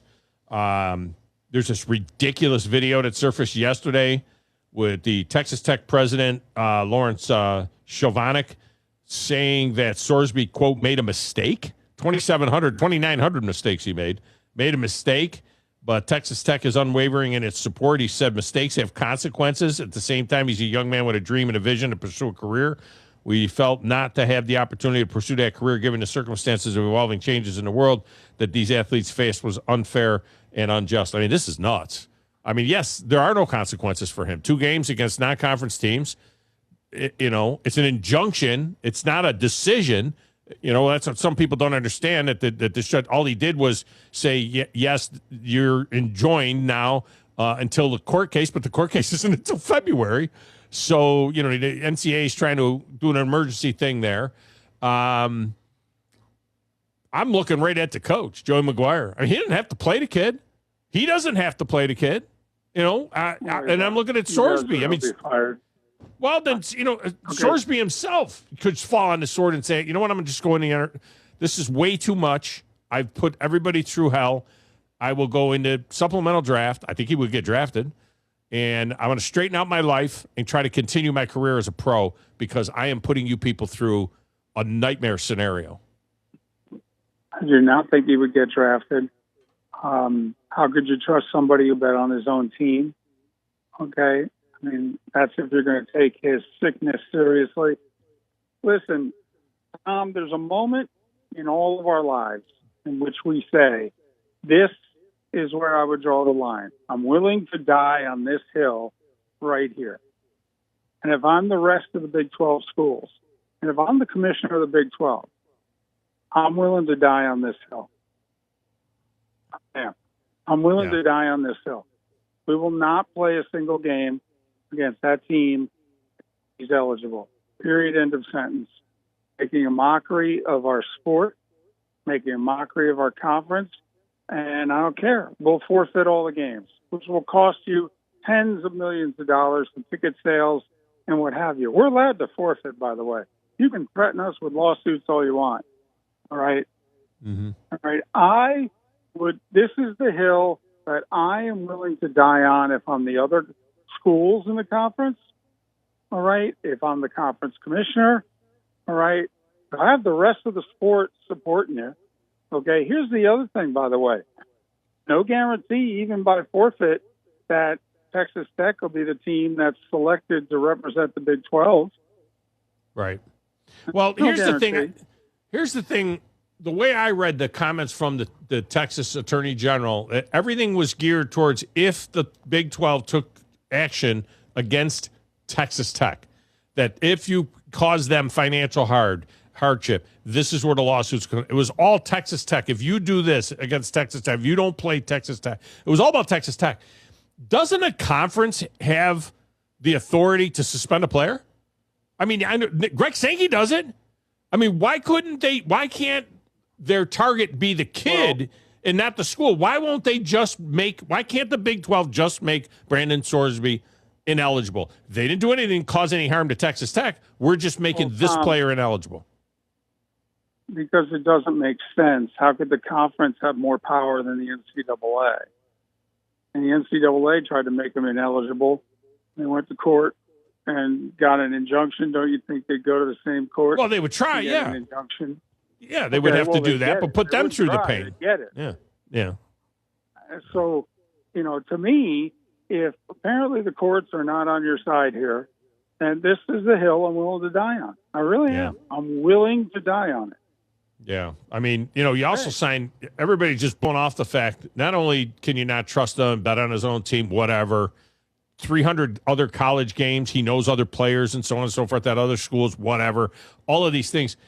You sign a piece of paper that says you won't do this, that you won't bet. I signed it when I was a college football coach. You sign a document with the NCAA that says I will not wager on any NCAA sport. Rick Neuheisel got jammed on this with the stupid pool, which he won $3,000 in or something, whatever it was. You sign a piece of paper that says you're not going to do this, and he just did it 2,900 times, and nobody cares that there's no integrity here. I mean, it's ridiculous. Not in Lubbock, Texas, there isn't. No. By the way, Tom, the kid's not going to, quote unquote, do the right thing. He's got 4 to 5 million reasons to play. Plus, he's getting sued by Cincinnati for $1 million. He might lose that. He might need the money. Well, let me tell you something. If he thinks, he went to that 35-day thing, rehab for gambling addiction and anxiety disorder, what's it going to be like when he shows up at Cincinnati as the quarterback at Texas Tech? They're going to Cincinnati. What's it going to be like when he shows up at Colorado and half of those kids are stoned anyway because they can smoke dope over there, and he shows up there? What's it going to be like when he goes to Oklahoma State where at Oklahoma State the fans are right on top of the sidelines and stuff? If he thinks he had anxiety issues now as a backup quarterback and at Cincinnati where he played well, what's it going to be like when he goes on the road with Texas Tech? It is going to be so brutal. I mean, he needs to fall on the sword. I got to get right. My way, there'd be no one there. Honestly, if I was running the conference, there'd be no one there. Yeah. Well, if your way, there'd be no game. You'd say we're not playing them. Well, not for Texas Tech. Texas Tech would not suit up in a conference game this year because their opponent. I'll go in the back deal, make it. back room and make a deal. I mean, no one's showing up to play Texas Tech this year. We're going to embarrass them. And by the way, then we're going to put the onus on the committee. Yeah, they're undefeated. They literally haven't played anybody. Okay? Now put the onus on the college football committee.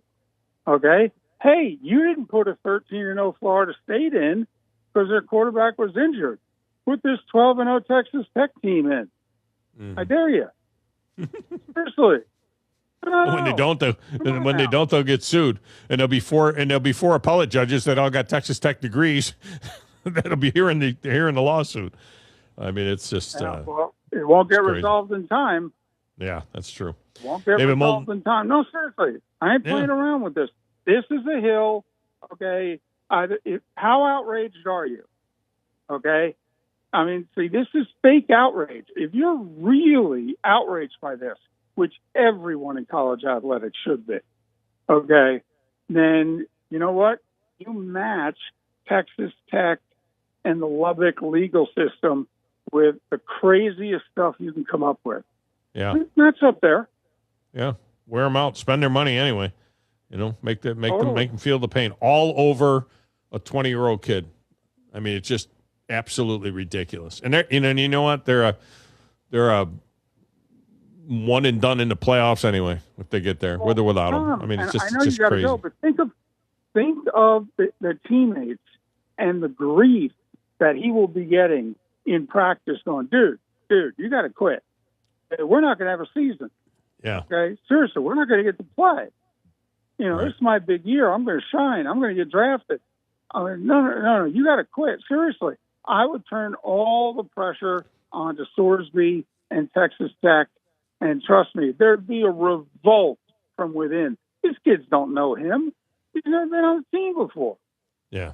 He's been there for 20 minutes, and they act like he's been like they recruited him out of high school. The way they talk about him, he's one of us, and he's this, and the kids couldn't get a hold of him. His teammates couldn't get a hold of him because they took his phone away when he went to rehab, and they're like, "Coach, how do we get a hold of him? Get out of here!" To me, maybe it's my own former coach. I'm still looking right at Joey McGuire. I'm looking right at Joey McGuire because he is supposed to uphold the integrity of the game. Joey McGuire can cut the kid. Joey McGuire, the coach, can say, you know what? We're good. He can release him. I'll go with this kid. What's his name? I'll wait for the other kid to come off of injury. And what is it? Will Howard or whatever. The other. We're just going to play football with what we got.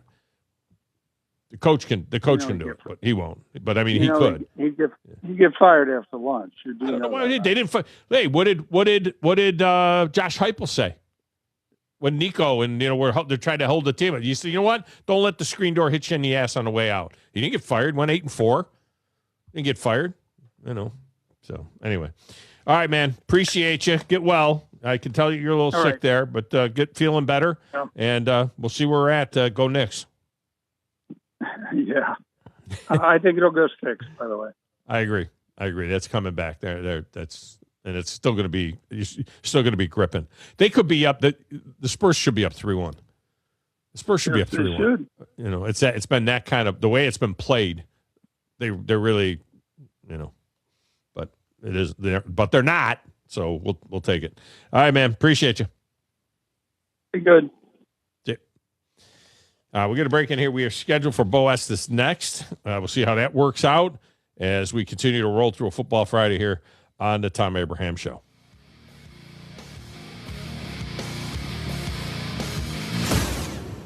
You're listening to the Thom Abraham Show on 97.7 ESPN The Zone.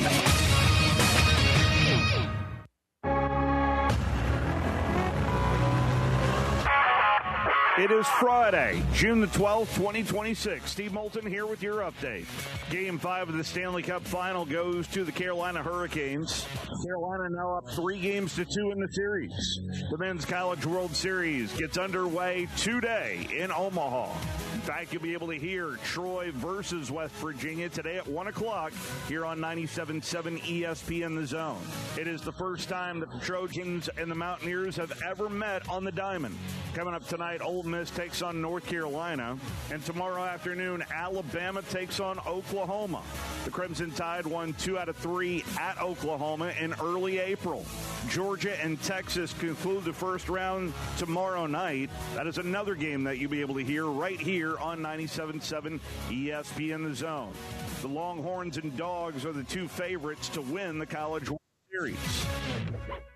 If you're ready to lower your utility bills, it's time to call Eagle Insulation. Eagle can handle it all. Attic re-insulation, insulation removal, wall insulation, and new construction insulation, commercial and residential. Our primary goal is to save you money, and lots of it. Typical clients realize their return on investment within 3 to 6 months. That means the re-insulation actually pays for itself and then some. See if we can help you. Contact Eagle Insulation today, 256-755-1556, or log on insulatewitheagle.com.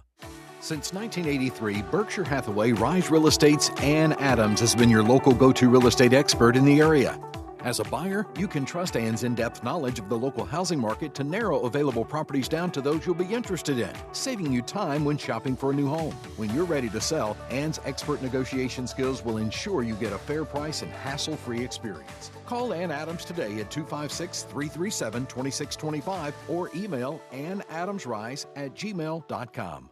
I'm attorney Gary Lackey. I know your accident is the real thing, and they happen to real people. I'm attorney Justin Lackey. There's a lot of talk right now about bigger, but when you've had a wreck, is bigger better? I'm attorney Jennifer Lackey. Do you want to be just a case number? With offices in Huntsville and Scottsboro, we take the time to help. The Lackey Law Firm. The Lackey Law Family. 1-800-4-RIGHTS. No representation is made that the quality of the legal services to be performed is greater than the quality of legal services performed by other lawyers. Normally, when you call a roofing company, all you hear is, you need a new roof. Not when you call Fleming Roofing and Restoration. Since 1965, the folks at Fleming have been focused on what you need, whether it's an easy repair or a full roof replacement, commercial or residential. And when it comes to storm damage, you want Fleming on your side. They know all the ins and outs of insurance claims and will guide you through the entire process. Log on FlemingHSV.com and book your free estimate today. Fleming Roofing and Restoration. We show up. You took the first step and quit smoking, but even former smokers may still be at risk for lung cancer. That's why SaveByTheScan.org wants you to know about a new low-dose CT scan that can detect lung cancer early. It takes only 60 seconds and could save your life. You took the first step, now take the next. Visit SaveByTheScan.org for a simple quiz to see if you're eligible and talk to your doctor about screening. SaveByTheScan.org is brought to you by the American Lung Association's Lung Force Initiative and the Ad Council. Hey, Dad, how do airplanes fly? What's in this box? Is this tree good for climbing? How are babies made? What does this thing do?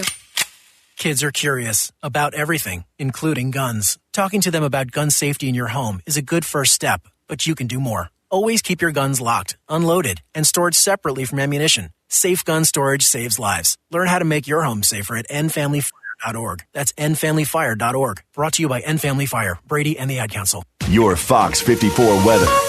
I'm Chief Meteorologist Jordan Dressman. A partly sunny and a mostly cloudy sky this afternoon. Temperatures climbing into the upper 80s. Showers and thunderstorms will build into the Tennessee Valley through the heart of the afternoon, early into the evening. Some of those could pack a bit of a punch, some heavy rain, gusty winds, a little bit of thunder and lightning, that sort of a thing. Maybe a passing shower as we head into your Saturday. Otherwise, temperatures climbing into the upper 80s and lower 90s. Your Fox 54 weather. Only on 97.7 ESPN The Zone.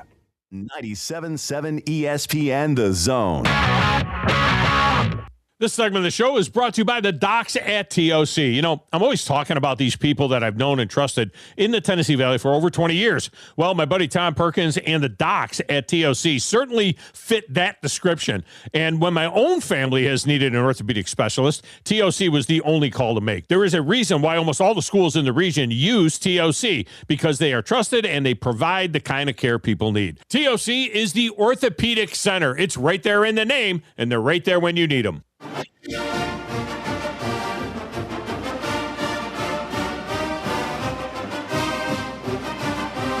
And welcome back on a Football Friday. With a lot of basketball, hockey, baseball, some football, a minute of soccer. By the way, those of you that are listening anywhere in the Franklin County, Tennessee area, Coming up this afternoon at the Morris Ferry Boat Ramp at Woods Reservoir is the annual Franklin County Badges and Bobbers event. It is a free outdoor event for kids put on by the Sheriff's Department, the Fire Department, and the TWRA, the Tennessee Wildlife and Resources Agency. Joe Anthony and I will be there. Joe Abraham, for those of you that don't know Joe Anthony, I've always called him Joe Anthony. He's my oldest son. He and I will be there doing a live remote. For those of you listening on ESPN Winchester, we'll be there doing a live remote from 3 o'clock to 4 o'clock. So come by the ESPN Winchester tent and see us. The Bassmaster Radio Phoenix will be with me as well. So you can come on by, bring the kids over there. They want to take pictures, hang out a little bit. Maybe we got some stuff to give away. We'll see how that works out. And but it's called Badges and Bobbers. It goes from 3 o'clock to 7 o'clock. Our broadcast will be from 3 o'clock to 4 o'clock at the Morris Ferry Boat Ramp. I can't promise you that I will be at the event much later than 4 o'clock. My boat may be on the ramp by 4:05. I'm just going to tell you right now, right? There's a lake right there. There's a ramp right there. There's kids fishing right there. We're going to do the show from 3 to 4, do a special show down there. And then by about 4:06, 4:07 maybe, boat might be in the water. Just saying. Unless there's a thunderstorm coming. So that's a different story. All right, joining us now. God does a tremendous job, of course, NBA.com, does the top 10s, and follows all of that stuff very, very closely. He's probably very excited about the U.S. Men's national team playing tonight against the Paraguay, which is about the size of Tennessee. They'll be playing tonight at SoFi Stadium. Maybe he'll be there. Maybe he won't. I don't know. He's Beau Estes, and he joins us on WZZN TV and on Neighbors Wealth Management Hotline. Beau, welcome back. How are you?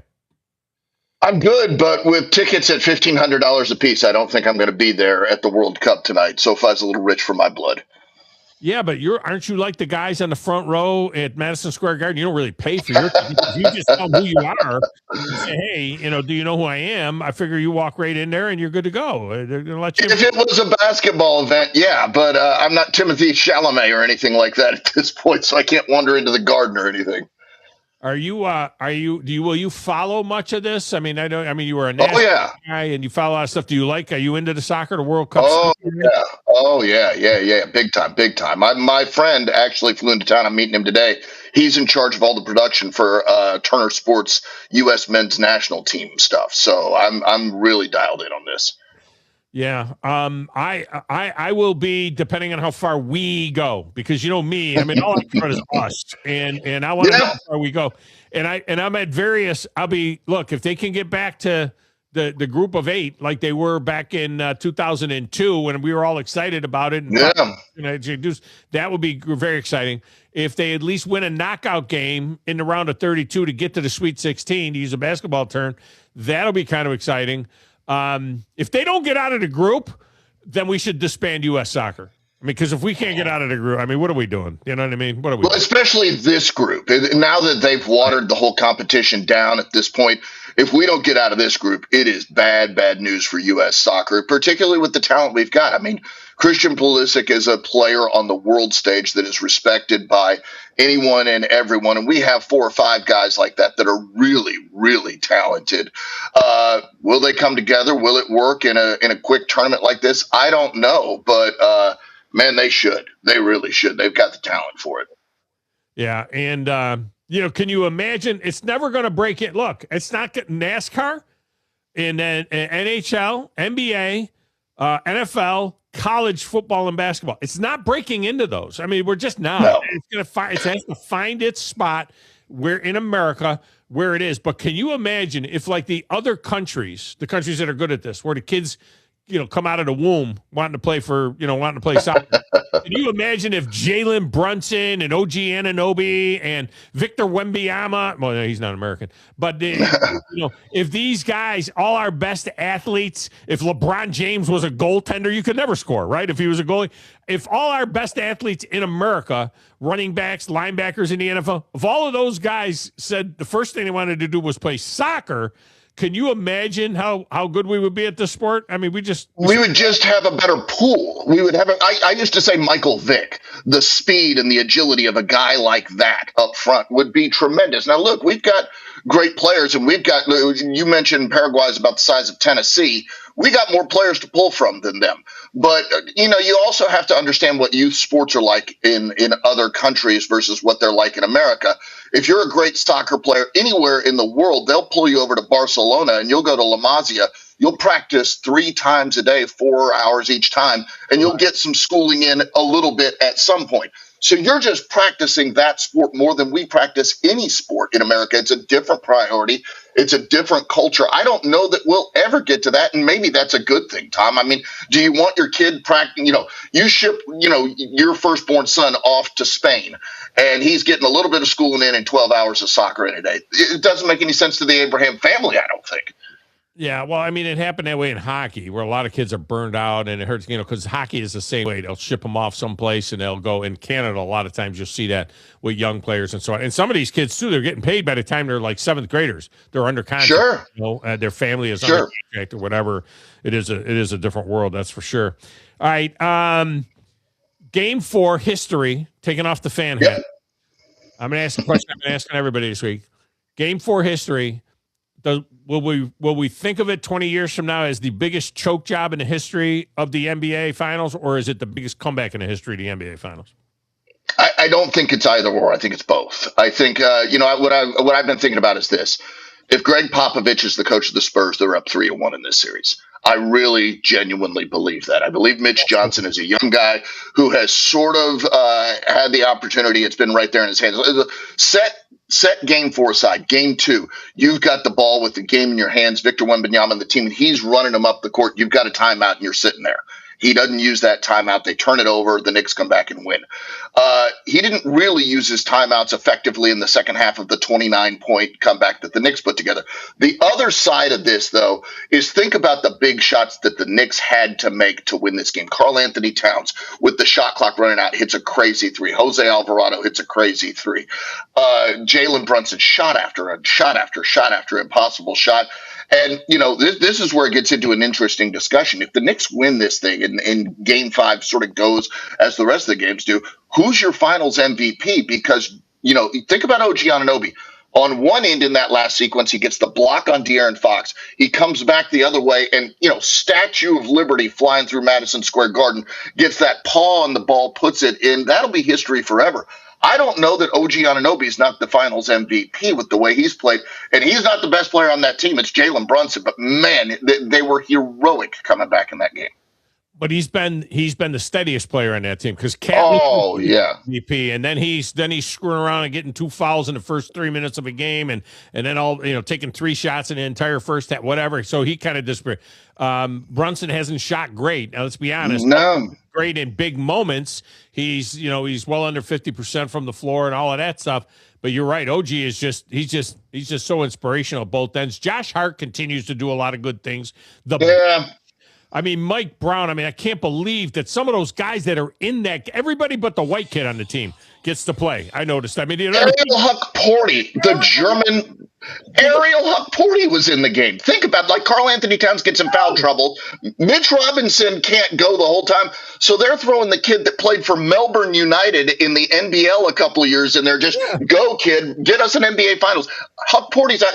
Jose Alvarado, I talked to a buddy of mine who is from New York. He watched the game with his dad. He works with us at the NBA. And he said, look, every one of those Knicks players, if they win this title, is a legend forever in this town. They are legends forever. There's never going to be anything close to what happened.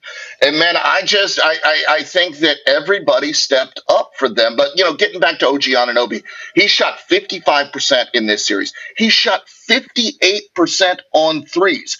Jalen Brunson hasn't even shot 50% in a game this series. And now some of that, Tom, is when you're the guy, you have to take the tough shot shot clock's winding down, give him the ball, get us a shot. So Jalen Brunson takes that on, and so his percentage gets dinged a bit for that. But my gosh, the way that these guys are playing, just unbelievable for me. Absolutely unbelievable. Yeah, there's no doubt. And I mean, you got the Shumpert guy who was playing like the league minimum, has no contract. He's making himself some money now. And then you got these guys that are coming in. And I'll be totally honest with you.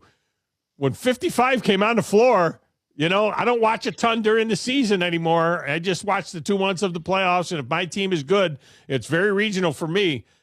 But when 55 came on the floor, I was like, who the hell is 55? Who's that? Who's that? I had to look at the roster. I'm like, wait a minute. Who's 55? And why is he in the game? So know what's funny is Knicks fans, and my friend was telling me this, I've heard this a bunch, are a bit fatalistic. When things start going bad, it's the end of the world. Everything's going bad. And I remember, I'm going to read this to you because you and I were texting during the game. And I said, ESPN has the Spurs win probability at 99.1% at halftime.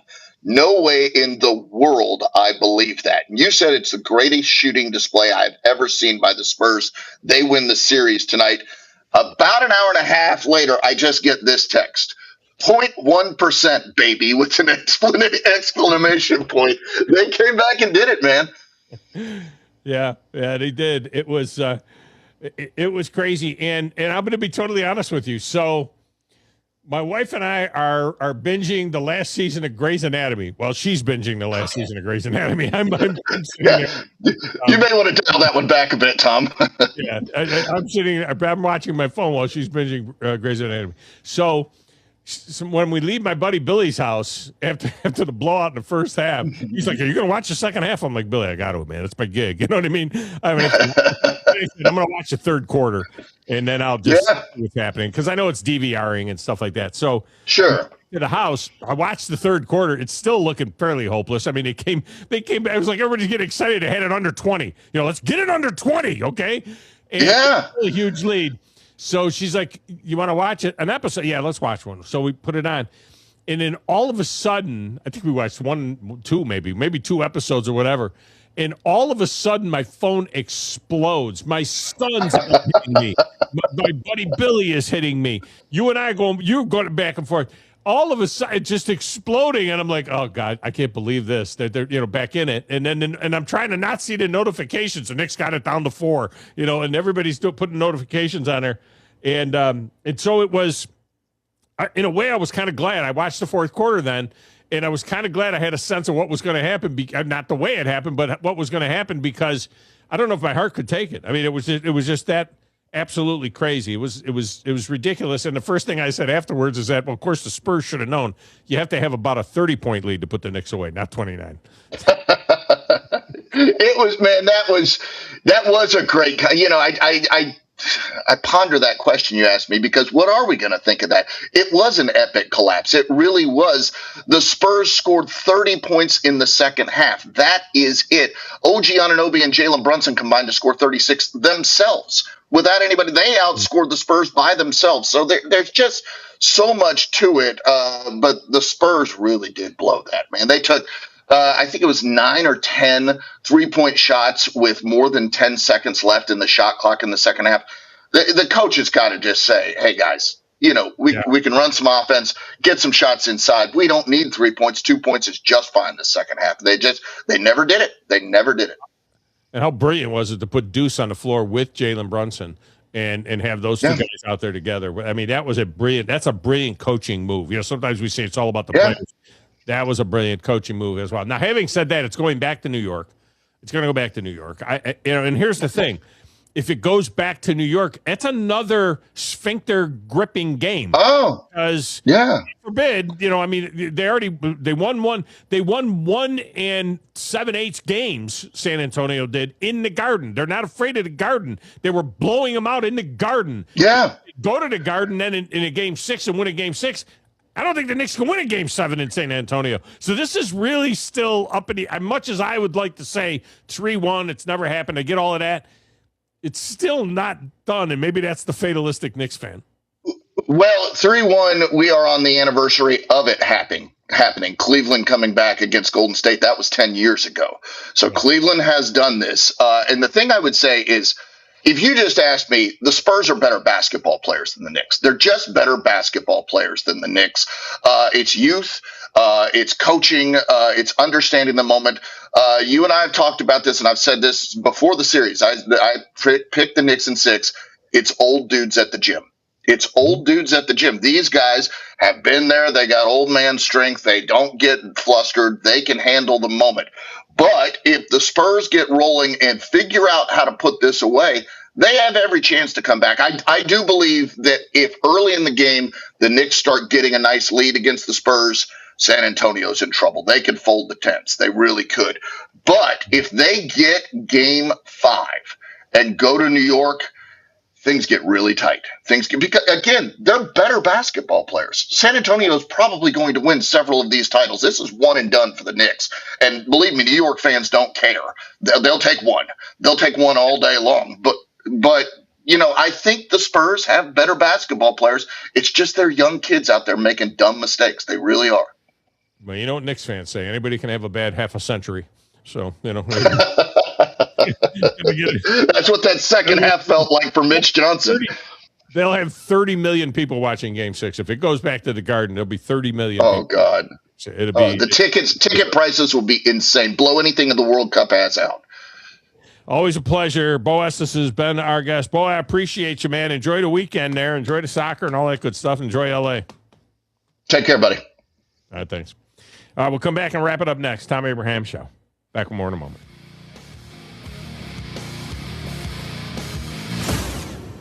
You're listening to the Thom Abraham Show on 97.7 ESPN The Zone.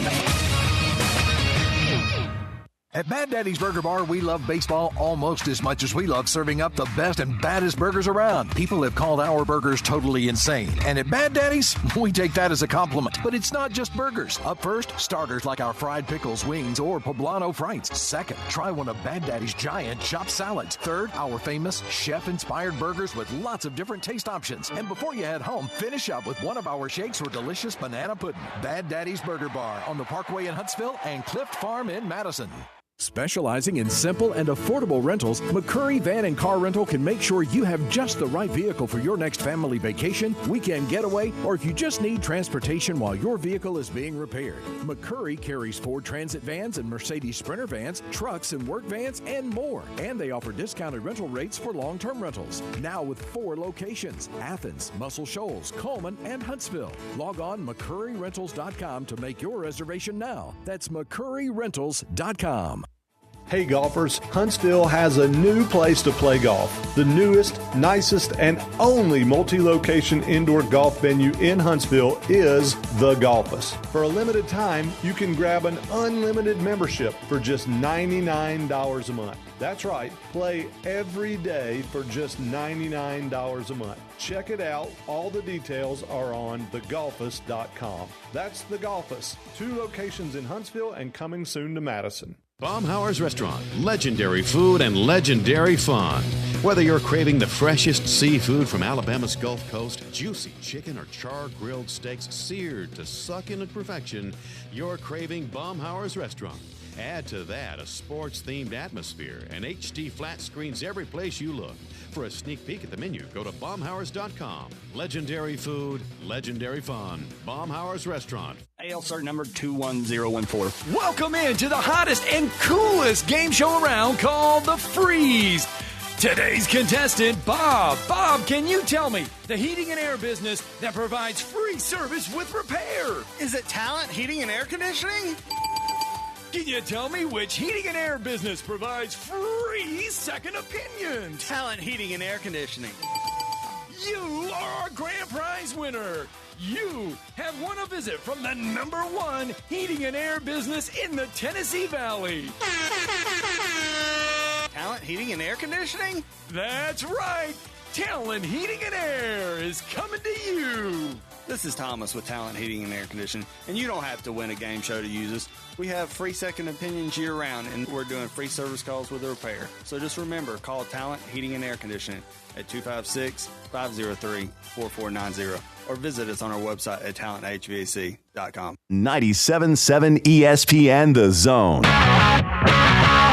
This segment of the Tom Abraham Show is brought to you by Ross Roberts and his team at Valley Equipment Rental, and they have a brand new product for you. If you happen to be standing on a concrete or tile floor, Valley Equipment has the exact machine for you. Now, whether it's new construction or daily work environments or an area that's been neglected for far too long, the Valley Equipment team of experienced professionals can help you get the right floor scrubber or sweeper for your needs. Call Valley Equipment and ask them for more details on how they can help you out today.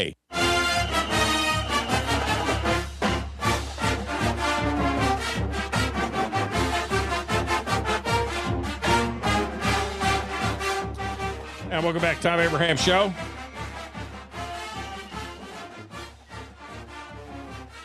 We're getting ready to get things started in Omaha, where a record 5 SEC teams are there. 4 of them all stacked in bracket 2, I guess is what they want to call that bracket. And then, of course, one with Ole Miss in bracket 1. Bracket 1 will pit West Virginia against Troy coming up at 1 o'clock. That'll be on ESPN TV, and I believe that 97.7 is carrying that game. I believe. John, am I right about that? Is the Zone carrying that game? The West Virginia Troy game? I think Steve was telling me he wanted to carry that game. I think we're going to have that game on 97.7. Tonight it'll be North Carolina, who is the overall 5 seed, against Ole Miss. Gets started tomorrow. Alabama and Oklahoma, Georgia and Texas tomorrow. Georgia-Texas feels like the championship, even though they'll be playing each other to kick things off, and then somebody will be in the losers bracket to come back through. Those are the 2 favorites in the tournament. Well, that's going to do it for us. It is a packed sports weekend. Enjoy all of it. We'll be back on Tuesday. The show will be back on Monday. Until then, have a great day, everybody.